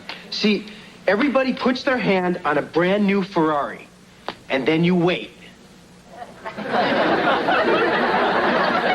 And the last one left wins the car. Carl, this is even stupider than the time you tried to fill up that Volkswagen with eggs. If I'd remembered to set the emergency brake, I'd be in Guinness today. Forget it. You're not going to talk me into this. Kevin, picture homecoming weekend. Picture an ocean of blondes clamoring for a ride. Picture me on fresh powder. Fine. Hey, break a leg. Bye, Mom. Heather, go upstairs and take off some of that makeup. But it's the same as I wear every day. Yeah, and I don't think that's enough. You can thumb it to school. You watch your attitude, young man. More coffee, Mrs. Owens? Oh, no, it's bitter. She always used to have a second cup. Something wrong, Mrs. Owens? I don't want to go to work. Problems at the legal hut? Yesterday, I spent 3 hours preparing a will for a woman who's leaving everything to her parakeet. But so few parakeets have adequate pensions to see them through their golden years. That's not what I went to law school for. Oh, come now. We must all endure a little drudgery in our jobs. The key is to stay cheerful. Oh, by the way, Mr. Belvedere, I volunteered you to bake 800 cupcakes for the junior high carnival and car wash. Fine. Come on, Wes, I'll drop you at school. See you, Mr. Belvedere. Goodbye, Wesley.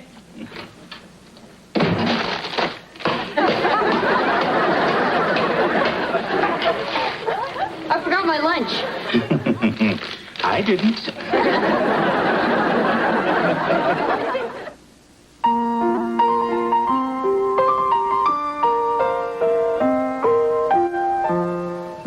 Streaks on the china never mattered before. Who cares when you drop kicked your jacket as you came through the door? No one glared. According to our new rival, life is more than mere survival, and we just might live a good life yet. Well? Huh? All right. It's a hot car. But, I mean, look at all these people. What chance do I have? Twice as much as anyone else. What? If we act as a team, then if either one of us wins, we can share the car. Come on, it's a waste of time. Hi. Oh, hi. Are you in the contest? Oh, well, I'd do anything for a man in a Ferrari.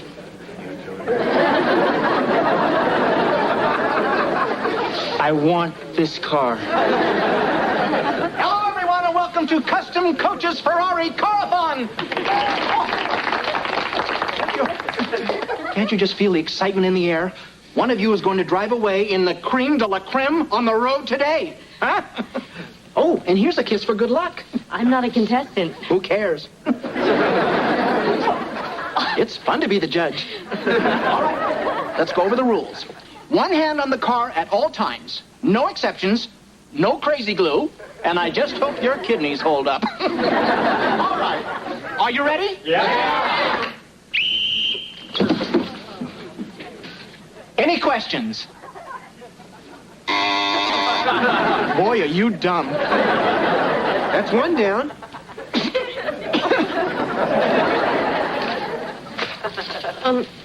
Mrs. Safarik, why do you want to sue the President of the United States? I ran out of cheese. Pardon? You know, those 5-pound blocks the feds are giving away. I'm sorry, I can't help you.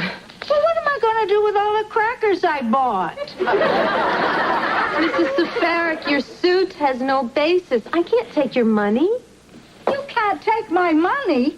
What kind of a lawyer are you?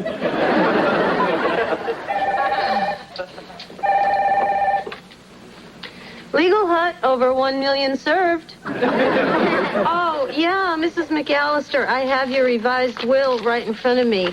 Now, the fourth revision states that you want to leave all of your party dresses to your daughter, Cindy. Oh, I see. Now you want to leave them to your son, Amos. Yeah, the parents are always the last to know.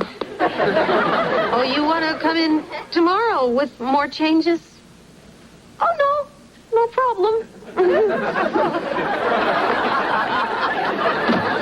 Number 68. Yes. Marcia, this is Mr. Hodnett. Hello, Mr. Hodnett. Could you please come to my office? Right away.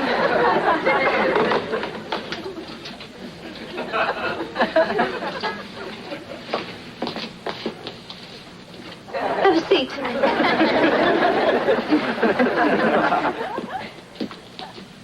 Hello, Mr. Hodnett.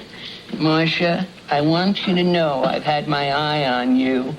Actually, both eyes. And I have some exciting news. They're transferring... Marcia? Mr. Hodnett, you were saying? They're transferring me to the head office. I'm moving up to the big time. Congratulations, Mr. Hodnett. They need people like you at 3 Mile Island. Of course, I will need a replacement to run this office. Guess who I have in mind? Hint, hint, hint. Me? Why, you are sharp. I don't know what to say. Oh, don't say anything.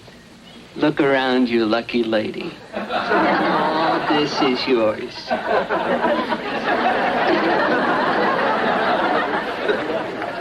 Hey, Dad.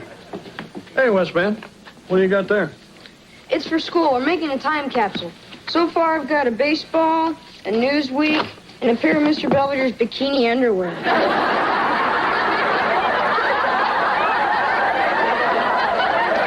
Hi, everybody. Hey, honey. Mom. Hello, Mrs. Owens. How was your day? Oh, fine. I did some casework, got a promotion, drafted a couple of wills. What's for dinner? What was that, a promotion? Oh, it's nothing. They want me to run the office. Hey, Mom, that's great. I'm so proud of you. So does that mean you get to fire people and embezzle money? Nice to have a role model, isn't it, Wesley? It's no big deal. So I guess you'll be getting a raise, huh, Mom? I suppose. Gee, I'd love to go to Fort Lauderdale for spring break. Not till I get my new 10-speed. Hey, let's not get greedy. Besides, your old man needs a new set of golf clubs. I say this calls for some champagne. All right. Not for you. You're the designated driver. Hoop-dee-doo.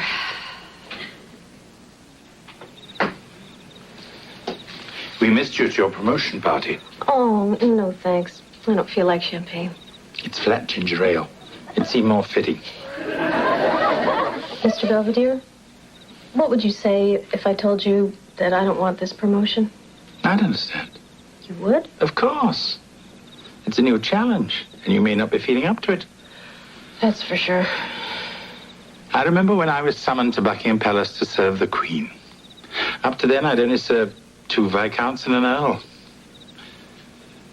Not a very crisp parallel, is it? My point is, change is good for the soul. Yes, I guess it is. Of course. And if you put your mind to it, you can do anything you want. And I just may.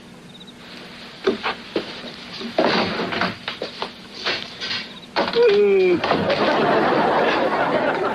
52,000 bottles of beer on the wall. 52,000 bottles of beer. Carl. If one of those bottles should happen to fall, 51,999. Carl! What? Will you shut up? We're not coming home from summer camp. Boy, someone sure got up on the wrong side of the fender this morning. Uh-oh, someone's in trouble. He's fading fast. He's down to the headlights. He's bounced off the bumper. Better luck next time, pal. Hey, just 3 more to go. Hang in there, Kev. Okay.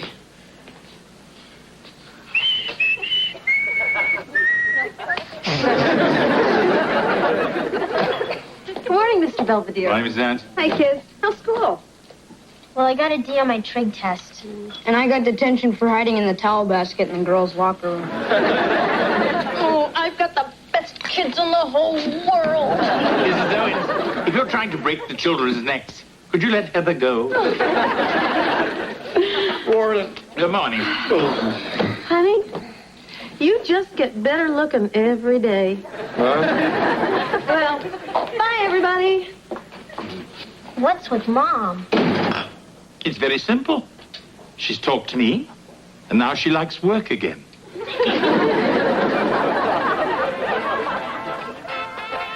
Hey, when are you going to take my order? Keep your shirt on, Mac. We're breaking in a new girl.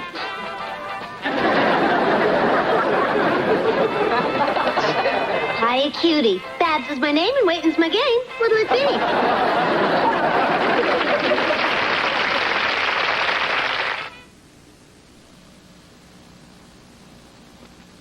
Veterans Day. Johnny, give me a Seaburger, hold the rabbit food, and whack 'em. Honey, you just ordered a scrambled cheeseburger. No. I mean, a cheeseburger with fries, hold the lettuce. Oh, okay. Johnny, nix that. She wants a Seaburger, hold the rabbit food, don't forget the shoes. You'll get the hang of it. Thanks.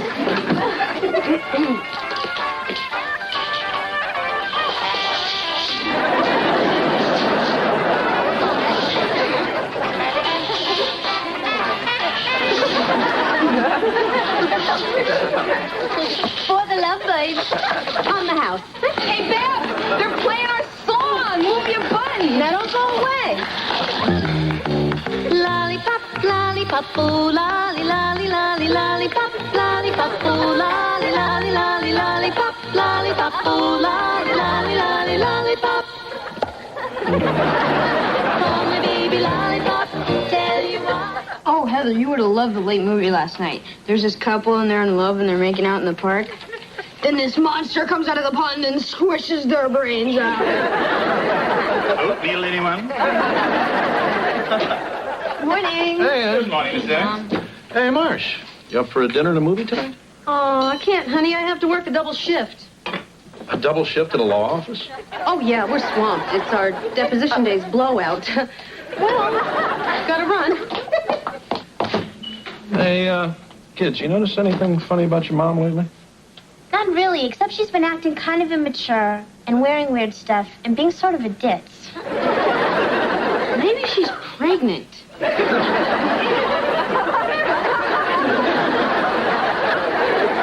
Don't look at me. Oh, Mrs. Owens. Forget something? Oh, thanks, Mr. Belvedere. I don't know where my head is. Well, it's certainly not in there. It was not bus to work home. Oh, I do. But I did it all, so I did what I had to do, and now I have to go to work to get more to do. See ya.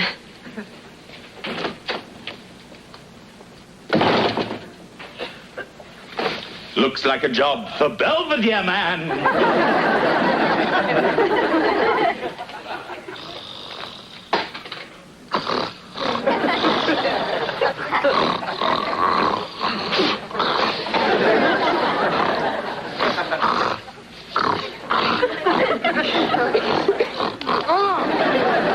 Where am I?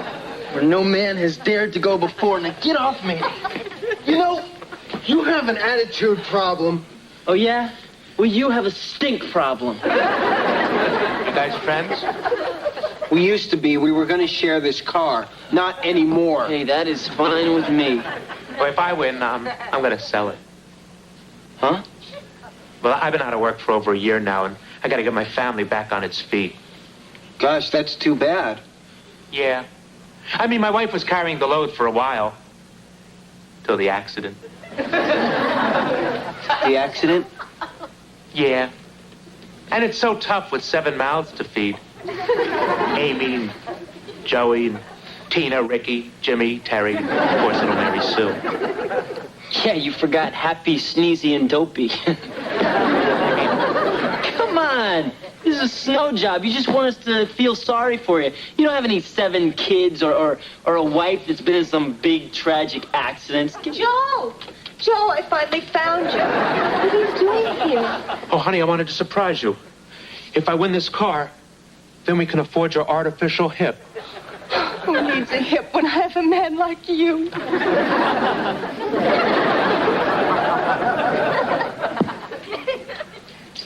Hey, Belvedere.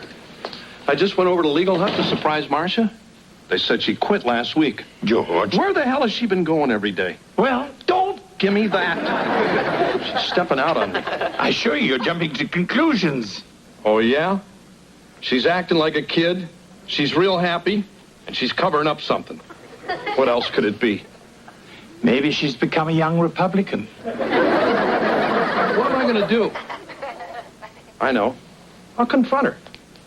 No, first I'll find out who the guy is and I'll break his face and then I'll confront her. No. Maybe I'll have an affair of my own. Then I'll break the guy's face and then I'll confront her. Yeah, that's it. What am I going to do? Well, if I were as upset as you, I know what I'd do. What? Get a cheeseburger. Hey, Johnny, dress me a pig, wash the dish rag, and stir up the worms. Now you're talking. Thank you. Hey, what is it with you, Belvedere? My marriage is on the rocks and all you can think about is stuffing your gut. George, just sit down and relax. Oh, my God.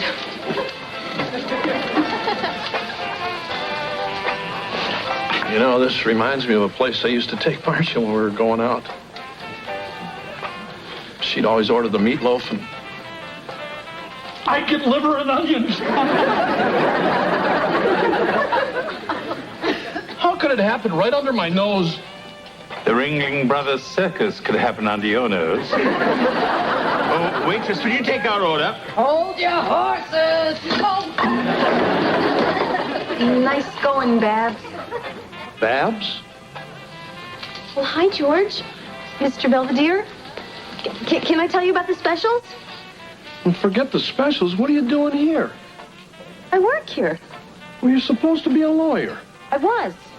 I mean, I am. But what happened to Legal Hut and your promotion? Haven't you ever worked really hard for something and once you've achieved it, it's just a big letdown? I have. It happened when I got to the top of Mount Everest and found a 7-Eleven. I'll be over there. George, I always dreamed of being a lawyer, defending the underdog, making people's lives better. But working at Legal Hut, that's not law. In fact, it should be against the law. Well, if you hated it so much, why didn't you tell me? I just couldn't. Not after all the sacrifices you made putting me through law school. It wasn't so bad. So what if it set us back 30 grand? And you weren't around when the kids needed you. And we had to go out and hire Belvedere. And then couldn't get rid of him. You have a right to be mad at me. I'm not mad. To tell you the truth, I'm kind of relieved. Why? Well, with all your sneaking around and stuff, you know. Belvedere thought you were having an affair. George, that's so sweet. So, what's the deal? You gonna be a waitress now?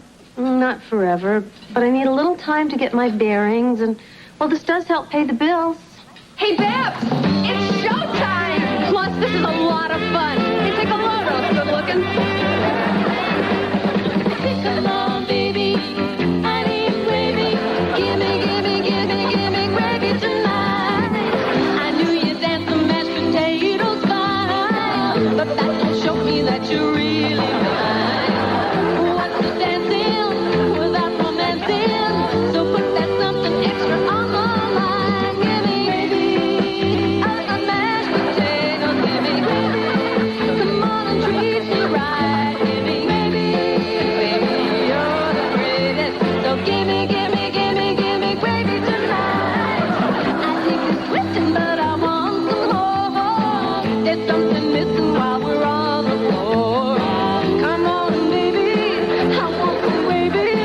A little kiss is what I'm waiting for. Gimme gravy, I'm a mashed potato. Gimme gravy, come on and kiss me right. Gimme gravy, baby, you're the greatest. So gimme gravy tonight. Now when the mashed potatoes finally through, there's lots of gooey gravy things to do. Lots of loving, kissing, hugging. I wanna ride that gravy train with you. Gimme mashed potatoes,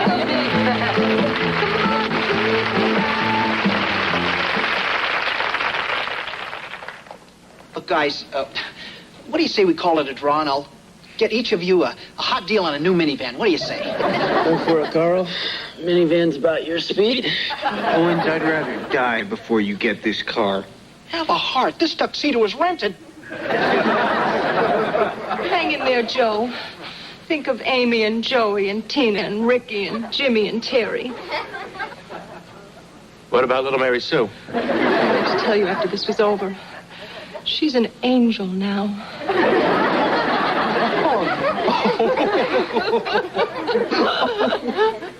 Kev, what if they're on the level? Who cares? Look at us. Huh? We've become animals. We don't care about anybody but ourselves. You're right. I'm so tired. I don't even know who I am anymore. You're still my best buddy. Carl, look, I'm really sorry about the way I've been acting. Me too. Oh, guys, that's beautiful. Why don't you boys shake hands? Put her there, pal. Thank God! Oh, God!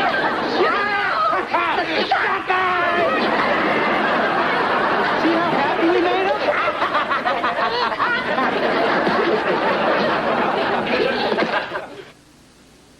Mr. Belvedere will be right back. Disraeli once wrote, "Everything comes if a man will only wait." He obviously never tried to win a Ferrari. But Kevin is a good sport.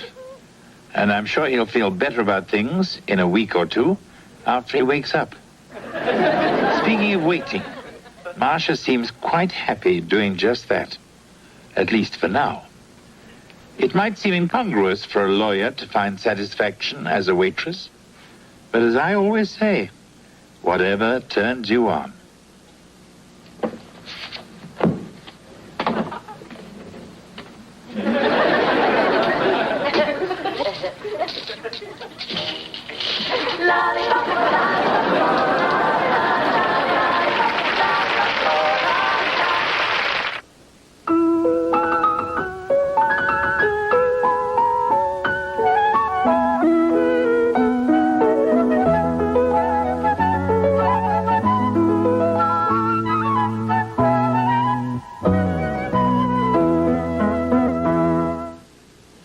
I'm Ted Koppel. Later on Nightline, TV crime shows that turn their viewers into police informers. A useful public service or a seedy new form of vigilantism?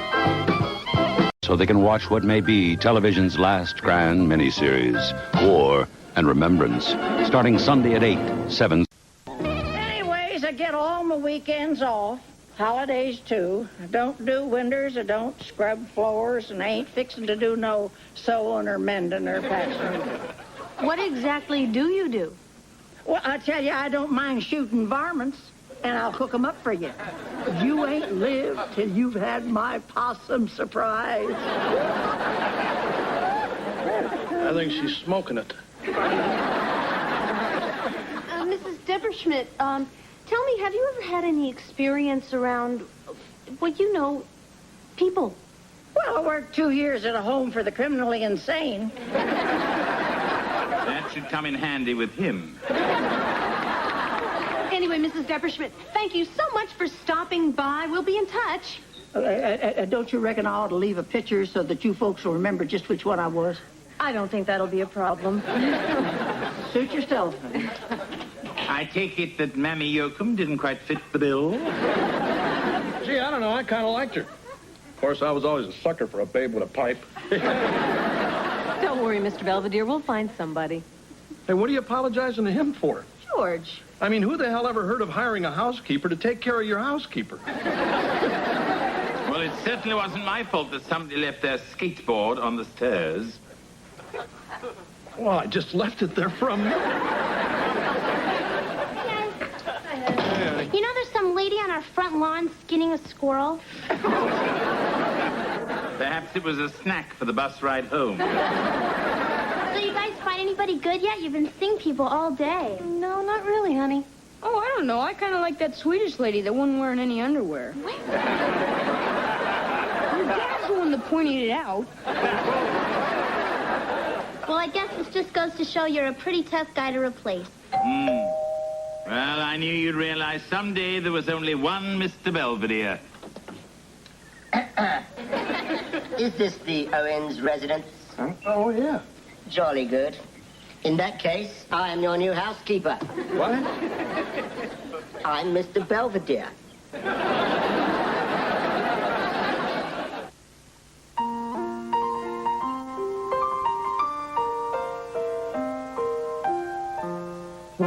Streaks on the china never mattered before. Who cares when you drop-kicked your jacket as you came through the door?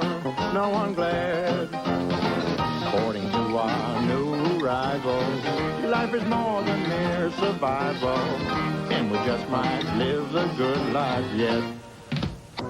Excuse me, but did you say your name is Belvedere? Yes, Galen Belvedere. Oh, and do you two know each other? Yes, we're cousins. Looks like the family only comes in 2 sizes. Mr.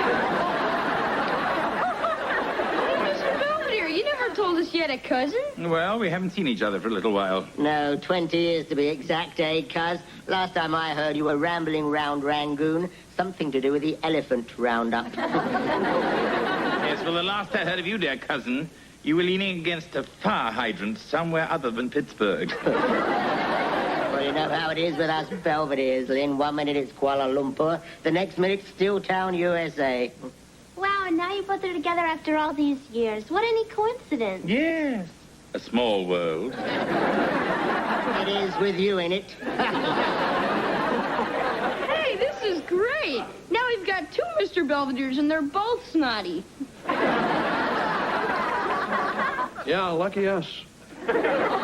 I take it, Mrs. Owens, that the position of temporary housekeeper is still open. Well, Actually, the position has already been filled. It has? Well, I thought Mrs. Defferschmidt had impeccable qualifications. Huh? Like what? Well, I thought she looked very nice in burlap. Well, that's all right, Cousin Lynn. I understand. I'm sorry to have troubled you. Hey, wait. You're not going to just throw your own cousin out on the street, are you? Absolutely. Ta-ta! Mind the curb. Belvedere, I'm surprised at you. Don't be upset with my cousin, Mrs. Owens. He only has your best interests at heart. I'm afraid Lynn knows me for what I really am. An obstinate, opinionated, know-it-all snob. Gee, that'd be a switch. Don't be ridiculous, Galen. You're not going anywhere. You're going to stay here and take care of us and get reacquainted with your cousin, and I don't want to hear another word. Not even help?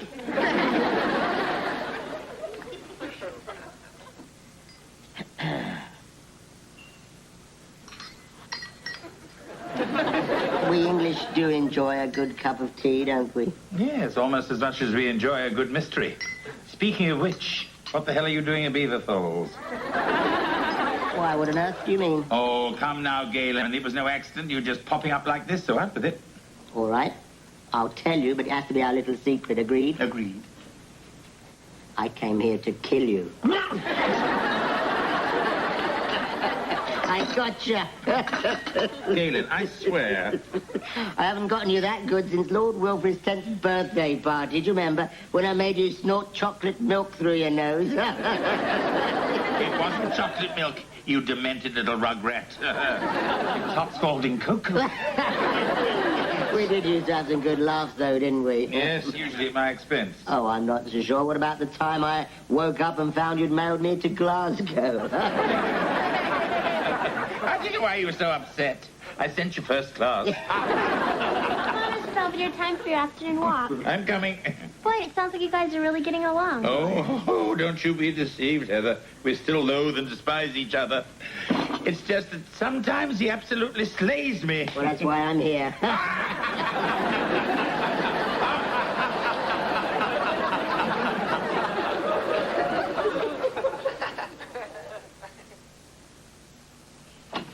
That's it. I've had it with her. It's Becky's birthday, right? And I've been racking my brain for weeks trying to think of something really great to get her. And then it hits me. She loves to bowl. Perfect. So I get her this, and what does she do? She heaves it at me. Says it's unromantic. Now, does this look unromantic to you? You obviously felt this gift was novel and somewhat endearing, while she was probably hoping for something more personal and sensitive. I certainly wouldn't let my pride get in the way. Perhaps a dozen red roses stuck in the finger holes here might work wonders in softening your fair lady's heart. Hey, that's great. Who the hell are you, anyway? I'm Mr. Belvedere. Oh. Boy, that diet must really be working. Good morning, Galen. Good morning, Cousin Lynn. I trust you slept well in the drawer Mrs. Owens prepared for you. Well, not really. It was your underwear drawer. I woke up in a pair of your boxer shorts, thought I was at a lawn party. Good morning. Good morning. Hey, what's that smell? This is breakfast. We have English bangers, Irish oats, and Scotch eggs. I call it my Empire Strikes Back buffet. You're wasting your time, Galen. The Owenses are more the Pop-Tart mentality. Well, that's because it's the only stuff you eat. Yeah, big guy. You haven't made us a hot breakfast in a month. Well, I have been under the weather. Oh, no. We're under the weather. You're blocking it. If you'll excuse me, I'll be in my room. How are you going to get there? Freight elevator? This fun is contagious, isn't it?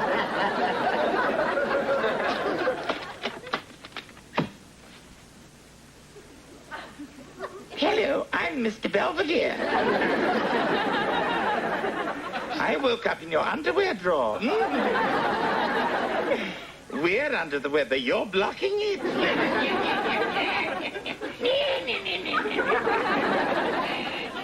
Evening, Cousin Lynn. I made you some nice hot chocolate. No, thank you. My nose isn't thirsty. I don't blame you for being upset with me, cousin. Just a bitter bunion on the backside of humanity, that's what I am. I'll leave you alone. Are there marshmallows in it? The little pretty pink and green ones, just like we used to have as children, remember? How could I forget? Here we go, then. Oh, thank you. Yeah. I brought you something else, too. Mrs. Higginbottom's bedtime tales. I remember Grandma Georgina used to read them to us both. I'll read one to you if you like. Oh, would you? Let's see if we can find a good one, shall we? Mm-hmm. Ah, here we are. The Giant and Jeremy Crumb. That's funny. I don't remember that one. Oh, you will. Once upon a time, there was a tiny little man named Jeremy Crumb who lived in a pumpkin shell. Jeremy worked very hard at the thimble factory, but when he came home at night, he was very sad, for he had no true love to call his own. Then one day, Jeremy met the fair maiden Jane. Jane was tall and beautiful with hair like spun gold, and she loved little Jeremy even though he only came up to her tuchus. Then the big fat giant from the land of lard showed up. He made jokes about little Jeremy, and Jane laughed and left him and married a Harlem globetrotter instead. When little Jeremy swore revenge against the big fat flatulent giant. And now that he's found him, he's going to carve him up into little bite-sized pieces and feed him to the bloody crows. Just as soon as your cast comes off, cousin, it's you and me at sunrise. I challenge you to a duel. And by the way, I hope you enjoy your cocoa. I put a laxative in it.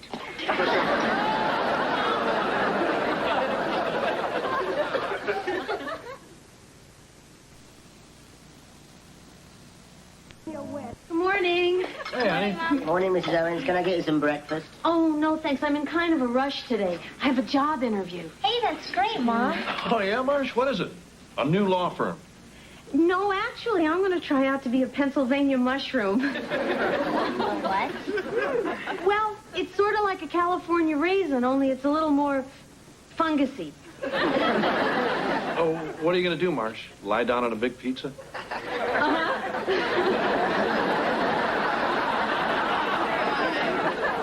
Dad, do you think Mom's getting enough oxygen? I wouldn't be too concerned. Some people just take a little longer to find themselves than others, but when they do, they approach life with a whole new sense of vigor and enthusiasm.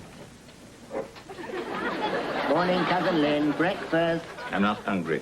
Oh, come on now. I made your favorite, fried oysters and potatoes. Oh, yes. A Hangtown fry.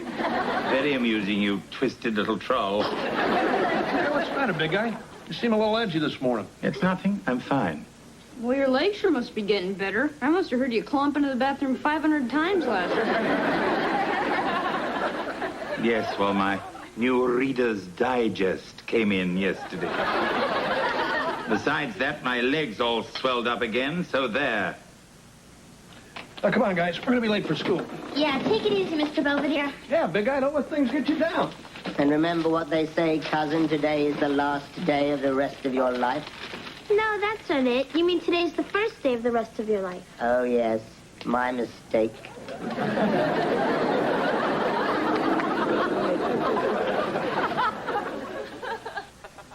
He'll kill me. He'll kill me now. He'll kill me. Hey, Mr. Belvedere. You know that idea you gave me yesterday about the flowers and the bowling ball and stuff? Well, I did it, and it worked great. Becky went absolutely nuts. Hey, you're big again.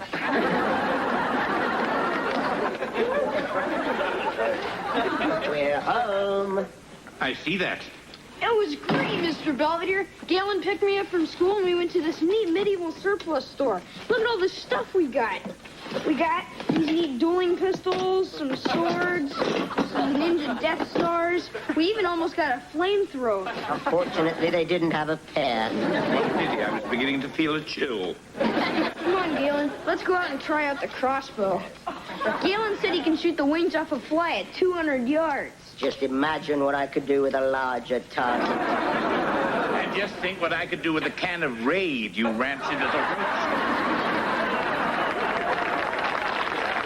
Take that, you cretinous carbuncle, and Hey, Mr. Belvedere, what are you doing out here? What happened to your cast? I took it off. But your leg isn't better yet. Well, it's not perfect, but it'll do. Huh? Do what? Wesley, tomorrow morning at sunrise, my cousin Galen and I are going to have a duel. A duel to the death.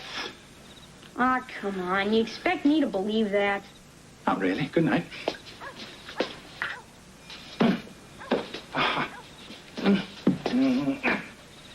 Hey, you're not kidding, are you? You guys are really gonna do it. I'm afraid my cousin's convinced that I slighted him some years ago, and now he demands satisfaction. But you can't fight Galen. He's better than you. I mean, he's little and fast, and you're big and... not so fast. Be that as it may, Wesley, I am an Englishman, and I prefer death before dishonor. Yeah, but... Now, if you'll excuse me, I have to try and figure out this thing.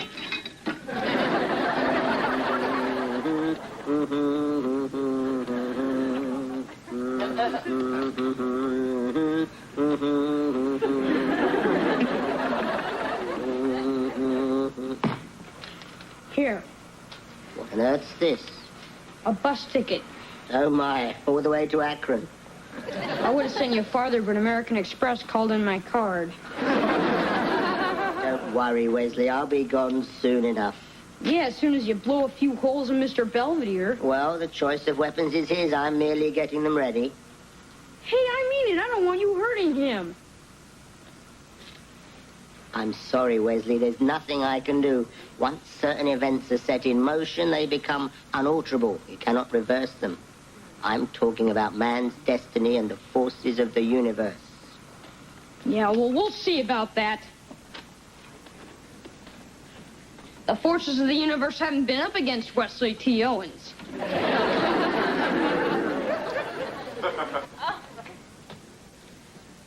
Hey, George, guess what? I got the job. So, how do I look? Like a mushroom. Don't you really think so? Only trouble is my stem is so tight I feel like I'm wearing a straitjacket. Maybe you better get used to it.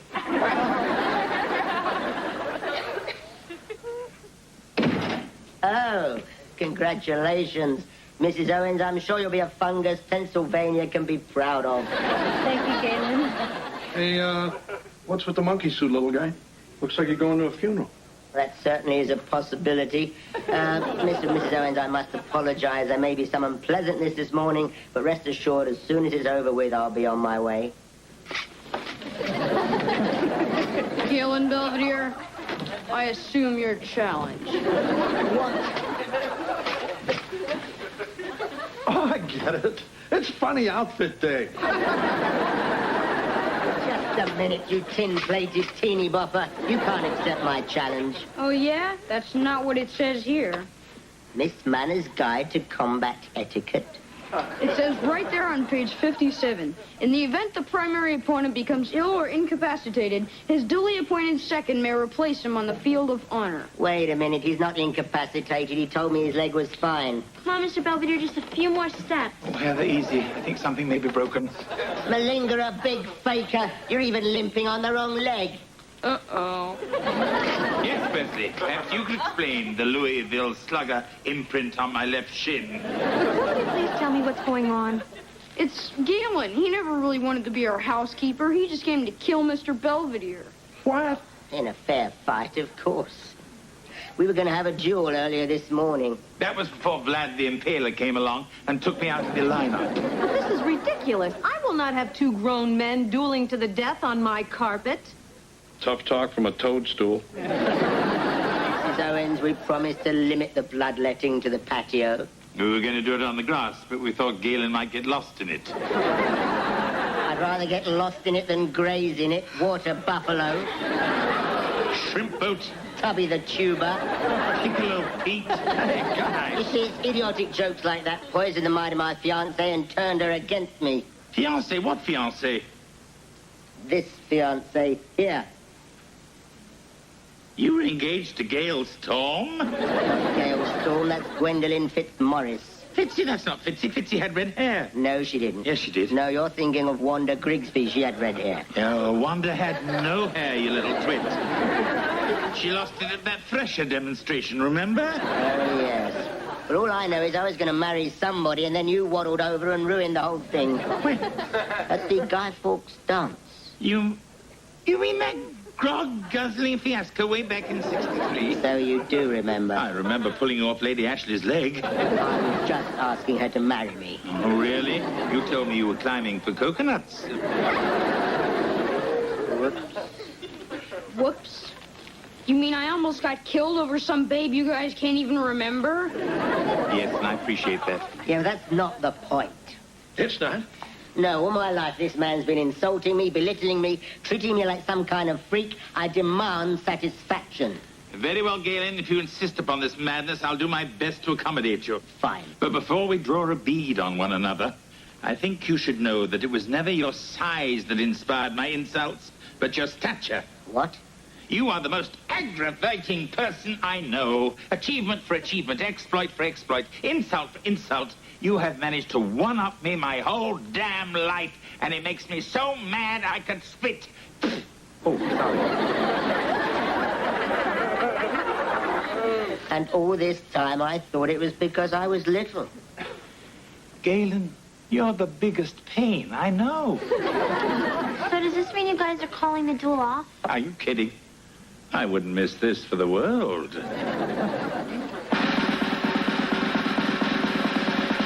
I'm still confused. Just play. On my mark. 1, 2, 3. Turn and fire.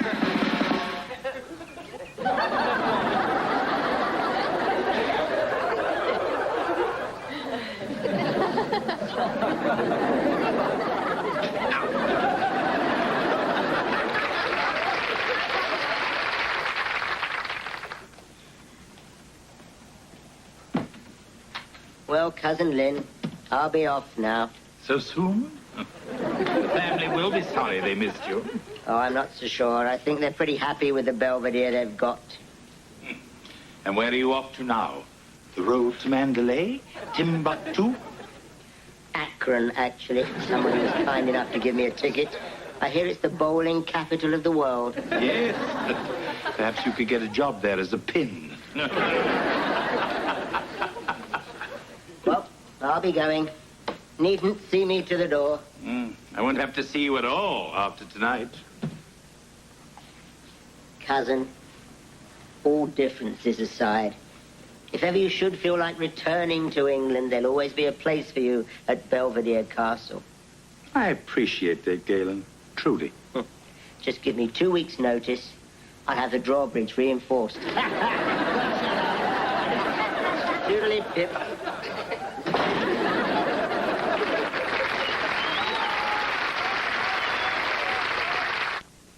At any rate, all's quiet on the home front, now that my impish cousin Galen is gone. I never thought I'd say it, but I almost miss the little twit.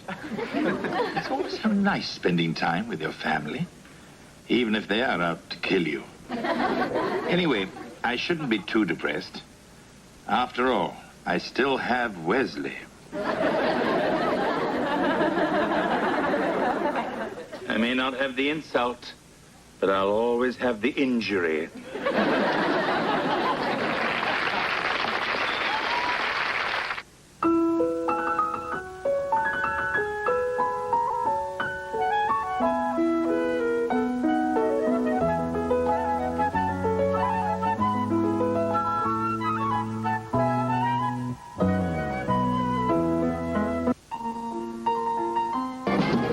Critic Tom Shale says it's tremendous television. We may never see anything like it again. It's War and Remembrance, continuing Sunday at 9, 8 Central and Mountain on ABC. Wendy pulls a fast one on her father. A fake boyfriend stands in for the 10 of us. I don't think that's appropriate schoolwear. Mom, it's totally fresh. Fresh? It's 20 years old. Mom, fresh means it's better than rad. I just don't think you should wear it to school. But it's 60s day and I want to be the grooviest looking bird on campus. Oh, Heather, it's just so revealing. And I won't have any daughter of mine prancing around in something she can't even bend over in. Morning. Hi. Hey, Marsh, isn't that the dress you used to wear with no underwear?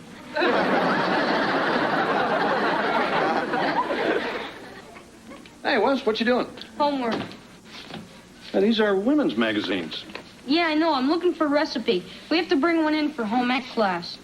Home economics? I thought you were taking wood shop. Well, I wanted to, but the school board voted that I can't use power tools. You don't belong in home ec. You're a guy. So is Mr. Belvedere. I love the smell of laundry in the morning. Hey, what kind of example are you setting for the kid? The same you should be setting for Kevin. Even though he's moved to his own apartment, I still have to do his wash. What the hell is this? He wants a pair of Kevin's undershorts.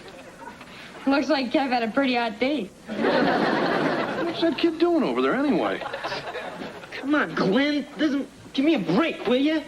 This is my last pair, you clothes-sucking furball. One cannot be helping it. He's on a high-fiber diet.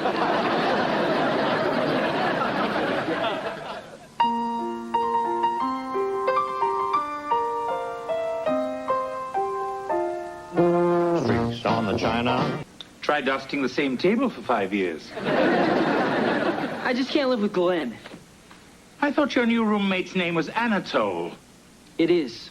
Glenn's his goat. You said your apartment didn't allow pets. Anatole got off in a technicality. Claimed Glenn was a relative. Frankly, Kevin, you smell like you hosted a family reunion. Come on, it's not that bad. Gee, what stinks? Hi, Kev. Hi, Dad. Well, I gotta go. I gotta get down to Chetwin's plumbing supply. Oh, yeah? If you're shopping for a new shower head, be sure to use it. No, it's for my business course. See, we have to observe a real business and see how it works. Yeah, well, couldn't you observe something a little flashier, like a Ferrari dealership? I was late to class the day they gave out the assignments. It was either a plumbing warehouse or prisoner delousing. Anyway, I gotta borrow the plunger. Oh, it's under the sink. Be sure and put it back. Wesley needs it for the Christmas pageant. He wrote his own part this year.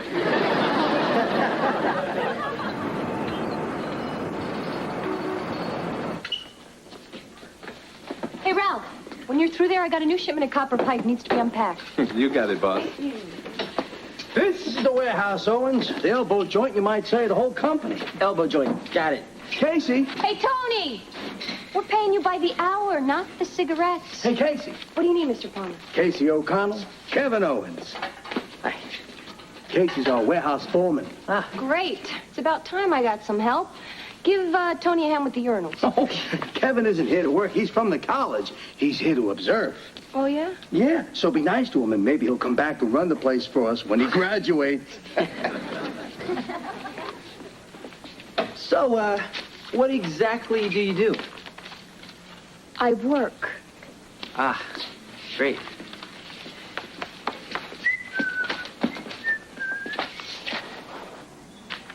Oh, Miss O'Connell, Fawcett is spelled with a U, not a W. Look, college boy, let's get a few things straight. This may be playtime for you, but this is my job. I don't work, I don't eat. Hey, I do understand the concept of work. Good. Then you can just sit right over there and watch some. Fine.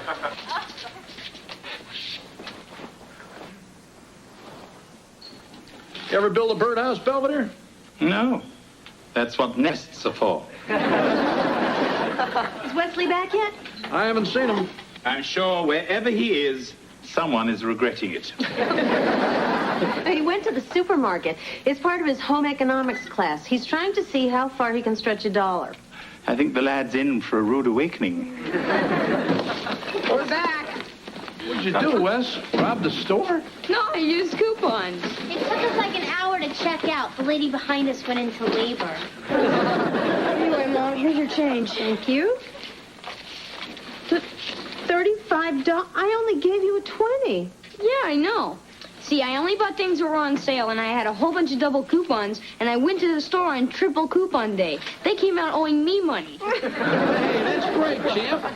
Why can't you do that, Belvedere? I could, George, but we'd only end up with a lot of things we don't want or couldn't use. Not necessarily. Ho-hos. You bought me ho-hos? Yep, 12 cartons. What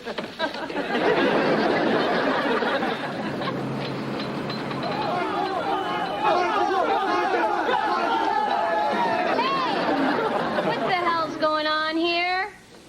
Come on, guys, get your butts back to work. Morning. Uh-huh. I, got you this. Yeah? Well, you know, you and I, we kind of got off on the wrong foot, and I wanted you to know I was an okay kind of guy, and so are you. Okay. Aren't you going to open it?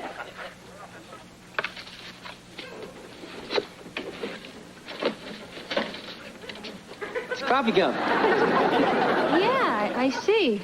Oh, sorry I left the seat up. Casey, to the loading dock. Casey, to the loading dock. Casey. I get it. Warehouse, Owen speaking. Yeah, sure, I can take an order. What do you need? 400 sump pumps. Hey, no problem. We'll ship them right out. You want them gift wrapped? Okay. What was that all about? Oh, I just moved 400 sump pumps. From where to where?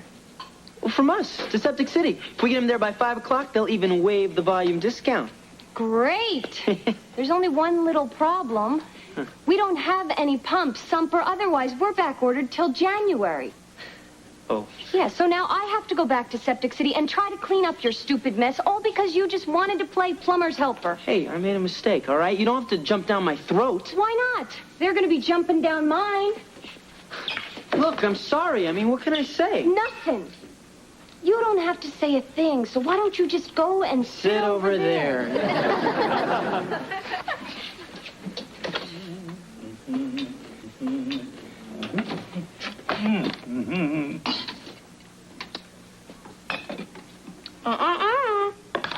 Fat.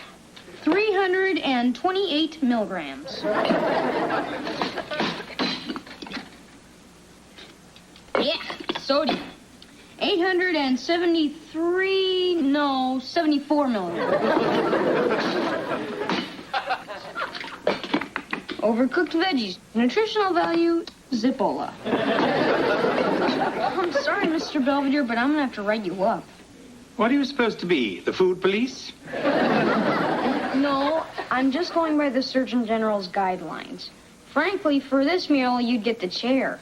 Now, just a minute. Let me remind you that I've cooked for everyone, from Gandhi to Winston Churchill. Yeah, and they're all dead.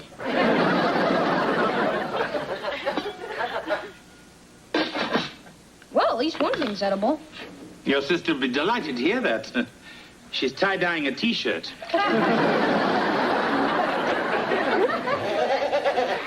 Go fish.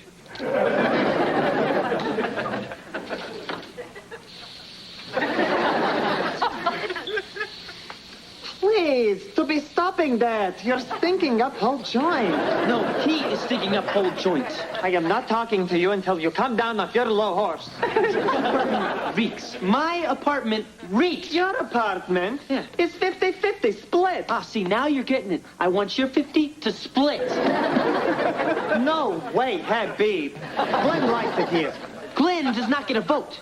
Oh, This is a fine how do you do it. I plan big party and you want us out. What party? Oh, it's big blow-up for all foreign exchange students. Oh, no. Oh, yes. It's Rimsky-Korsakov's birthday. Hey, I don't care whose corset Rimsky ripped off. I want you and that cartarian stink bomb out of here. Don't hold your nose. And while we're at it, I thought you said you were going to keep that bearded trash compactor out of my room. I say a lot of things. Yeah, well, I take enough abuse at work from hard-hatted Hannah. I don't need to come home to hoof jam on my bedspread.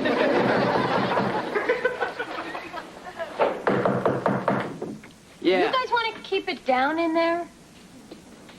What are you doing here? I live here. What? Since when? This morning.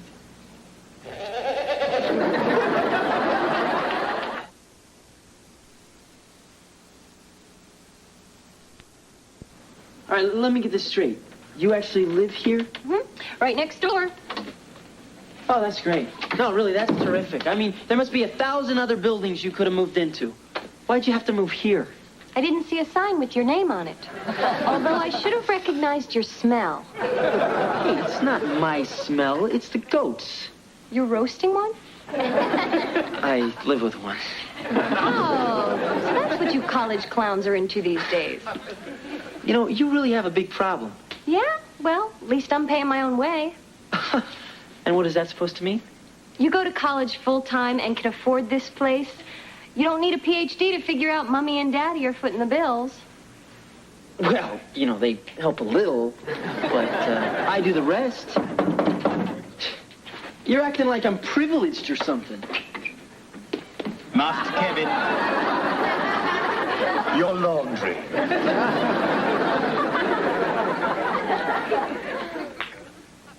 Chef Wesley has informed me that dinner will be delayed. Oh. No, look, I think it's a wonderful idea. When he's older, he'll be glad he can cook for himself. That's assuming they allow him a hot plate in his cell. What's he making, anyway? He wouldn't let me see. My best guess is he's boiling fish sticks. I say it's 50-50. We all end up with botulism. Yeah, now your brother's working very hard on this meal. Your mother's quite right.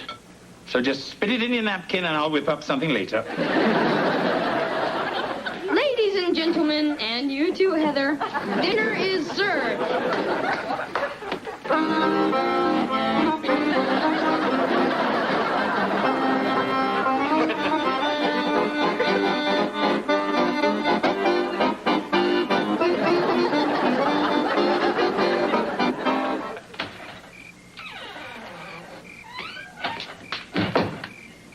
You okay, big guy? You left before dessert. What was it? Oh, he called it something French. But it had all kinds of chocolate, strawberry sauce, lots of fluffy whipped cream. It was pretty good. Yes, well, I wasn't hungry. Oh, is that why there's 4 empty boxes of ho-hos on the ground? It grieves me to say this, but I think I'm jealous of Wesley. Why? It's my own fault. I've grown complacent. Hey, you're big-boned. You can get away with it. George, I mean I've grown lazy in the kitchen. Big guy, you're just in a slump. You got to get a bigger lead off first. George. And keep your cleats up when you go into your slide. George, I really and try to keep the dirt out of your mouth when you dive for home. George, I don't know when I've been so moved. Okay, pal. Just remember, don't let yourself get psyched out before you step up to the plate. The dinner plate, I mean. You're right, George. That's exactly what I've been doing. I've let that pint-sized Wolfgang Puck scare me out of my own kitchen. Hey, where are you going? To hit a home run. Over there. Young Owens, Yeah? this kitchen isn't big enough for the both of us. It isn't big enough for the both of you. I demand satisfaction. Huh? I challenge you to a cook-off.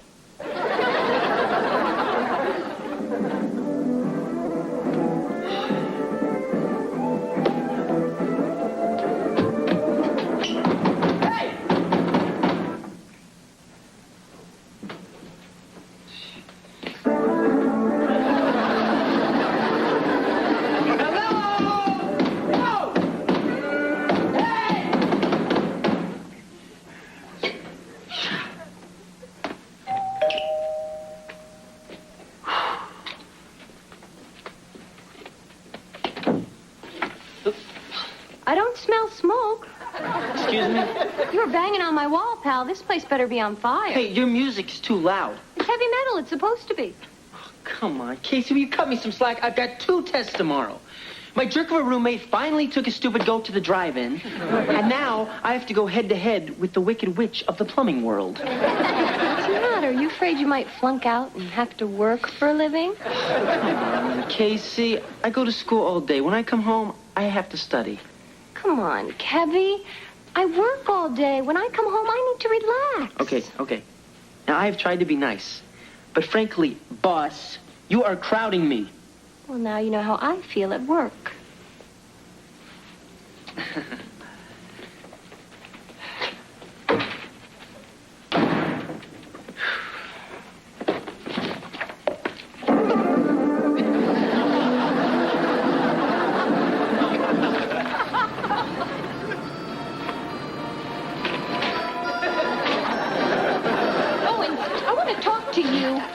I'm standing right here. Was this your stupid idea? Uh-huh. Sure. Why didn't you run it by me first? Well, there wasn't time. Thanks. Owens, I don't mind telling you, I thought this was pretty crazy when you came up with it. But by golly, it's beautiful. It's sort of like the Ice Capades. Mr. Palmer, we're not really going to keep doing this, are we? Are you kidding? The orders keep flying out of here. Owens, I'm going to get you for this.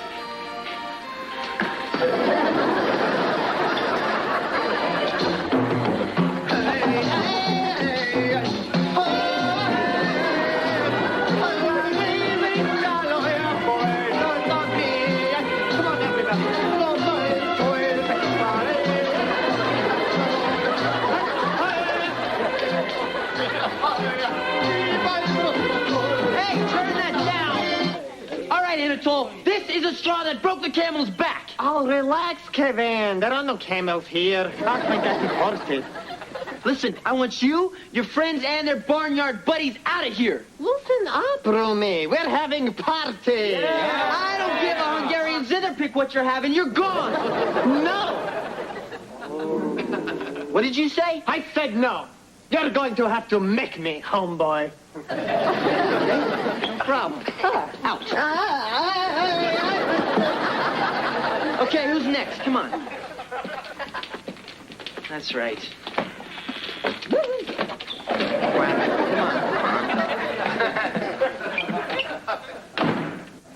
You are stinking American pigskin. I'll go along with that stinking part. What happened to you? Oh, well, thanks to your little roller skating scheme, I fell and broke my ankle. Look, I'm sorry. Not as sorry as I am. I'm going to be out of work for 8 weeks. How am I supposed to pay my rent on workman's comp? Well, how should I know? Well, maybe you should have thought of that before you started playing roller derby. Here, why don't you sit down and yell at me? Fine. Just don't touch me, okay? Hey, look, I'm just trying to help. Oh, I think you've done enough already, college boy. No, what is it with you, Casey? All right, maybe I messed up your foot, but you have been on my case with all this college stuff since day one. Well, how would you feel if every time you were up for a promotion, some college punk strolled in and took it away from you? Oh, so that's what this is all about. You think I want your job? I don't want your crummy job. Well, excuse me, Mr. Rosy Future, but that crummy job is all I've got. All I'm ever gonna get. Well, look, it's just maybe you should quit blaming college for all your problems and try going there yourself. Forget it. That's stupid. I can't afford college. I can't even afford to pay my rent. Yeah. Well, why don't you move in here? What? Well, look, I mean, you need a place to stay, and I need a roommate. Besides, boss, I owe you one. I'd like to tell you to take a flying leap. But frankly, I've got nothing better. Okay, we'll give it a shot. Okay, but no funny stuff. Yeah, I wouldn't dream of it. And no playing the stereo when I'm trying to study. I wouldn't dream of it. Oh, and no overnight guests. And no overnight goats.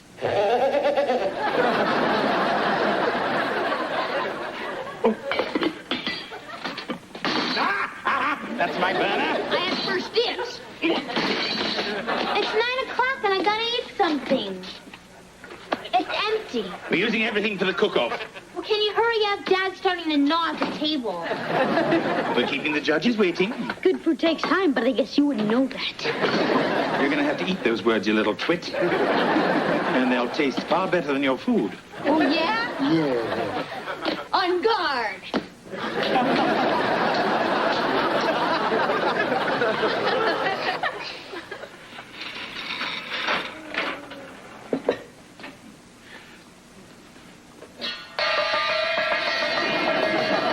Dinner is served. And may the best chef win. Don't worry, Wesley, I will. Hey, where'd everyone go? Oh. Hi, guys. Boy, am I stuck. You guys already ate?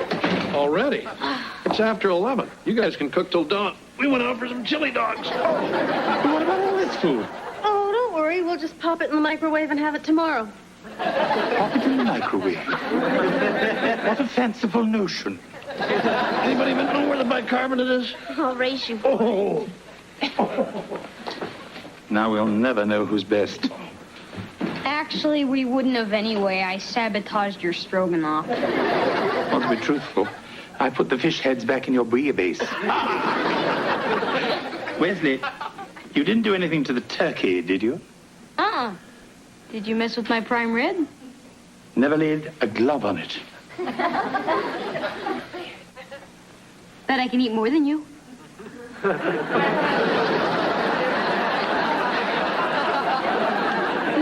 There's one born every minute.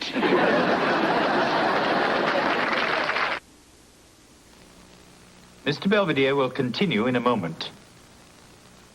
I'm not quite sure what's going on at Kevin's apartment, but at least his laundry is no longer in tatters. It did, however, include a pair of lace panties.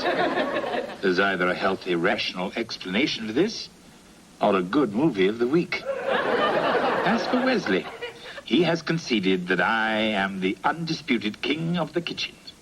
In turn, I magnanimously allowed him to win our grand eat-off. Mr. Belvedere, I feel sick. I feel just dandy.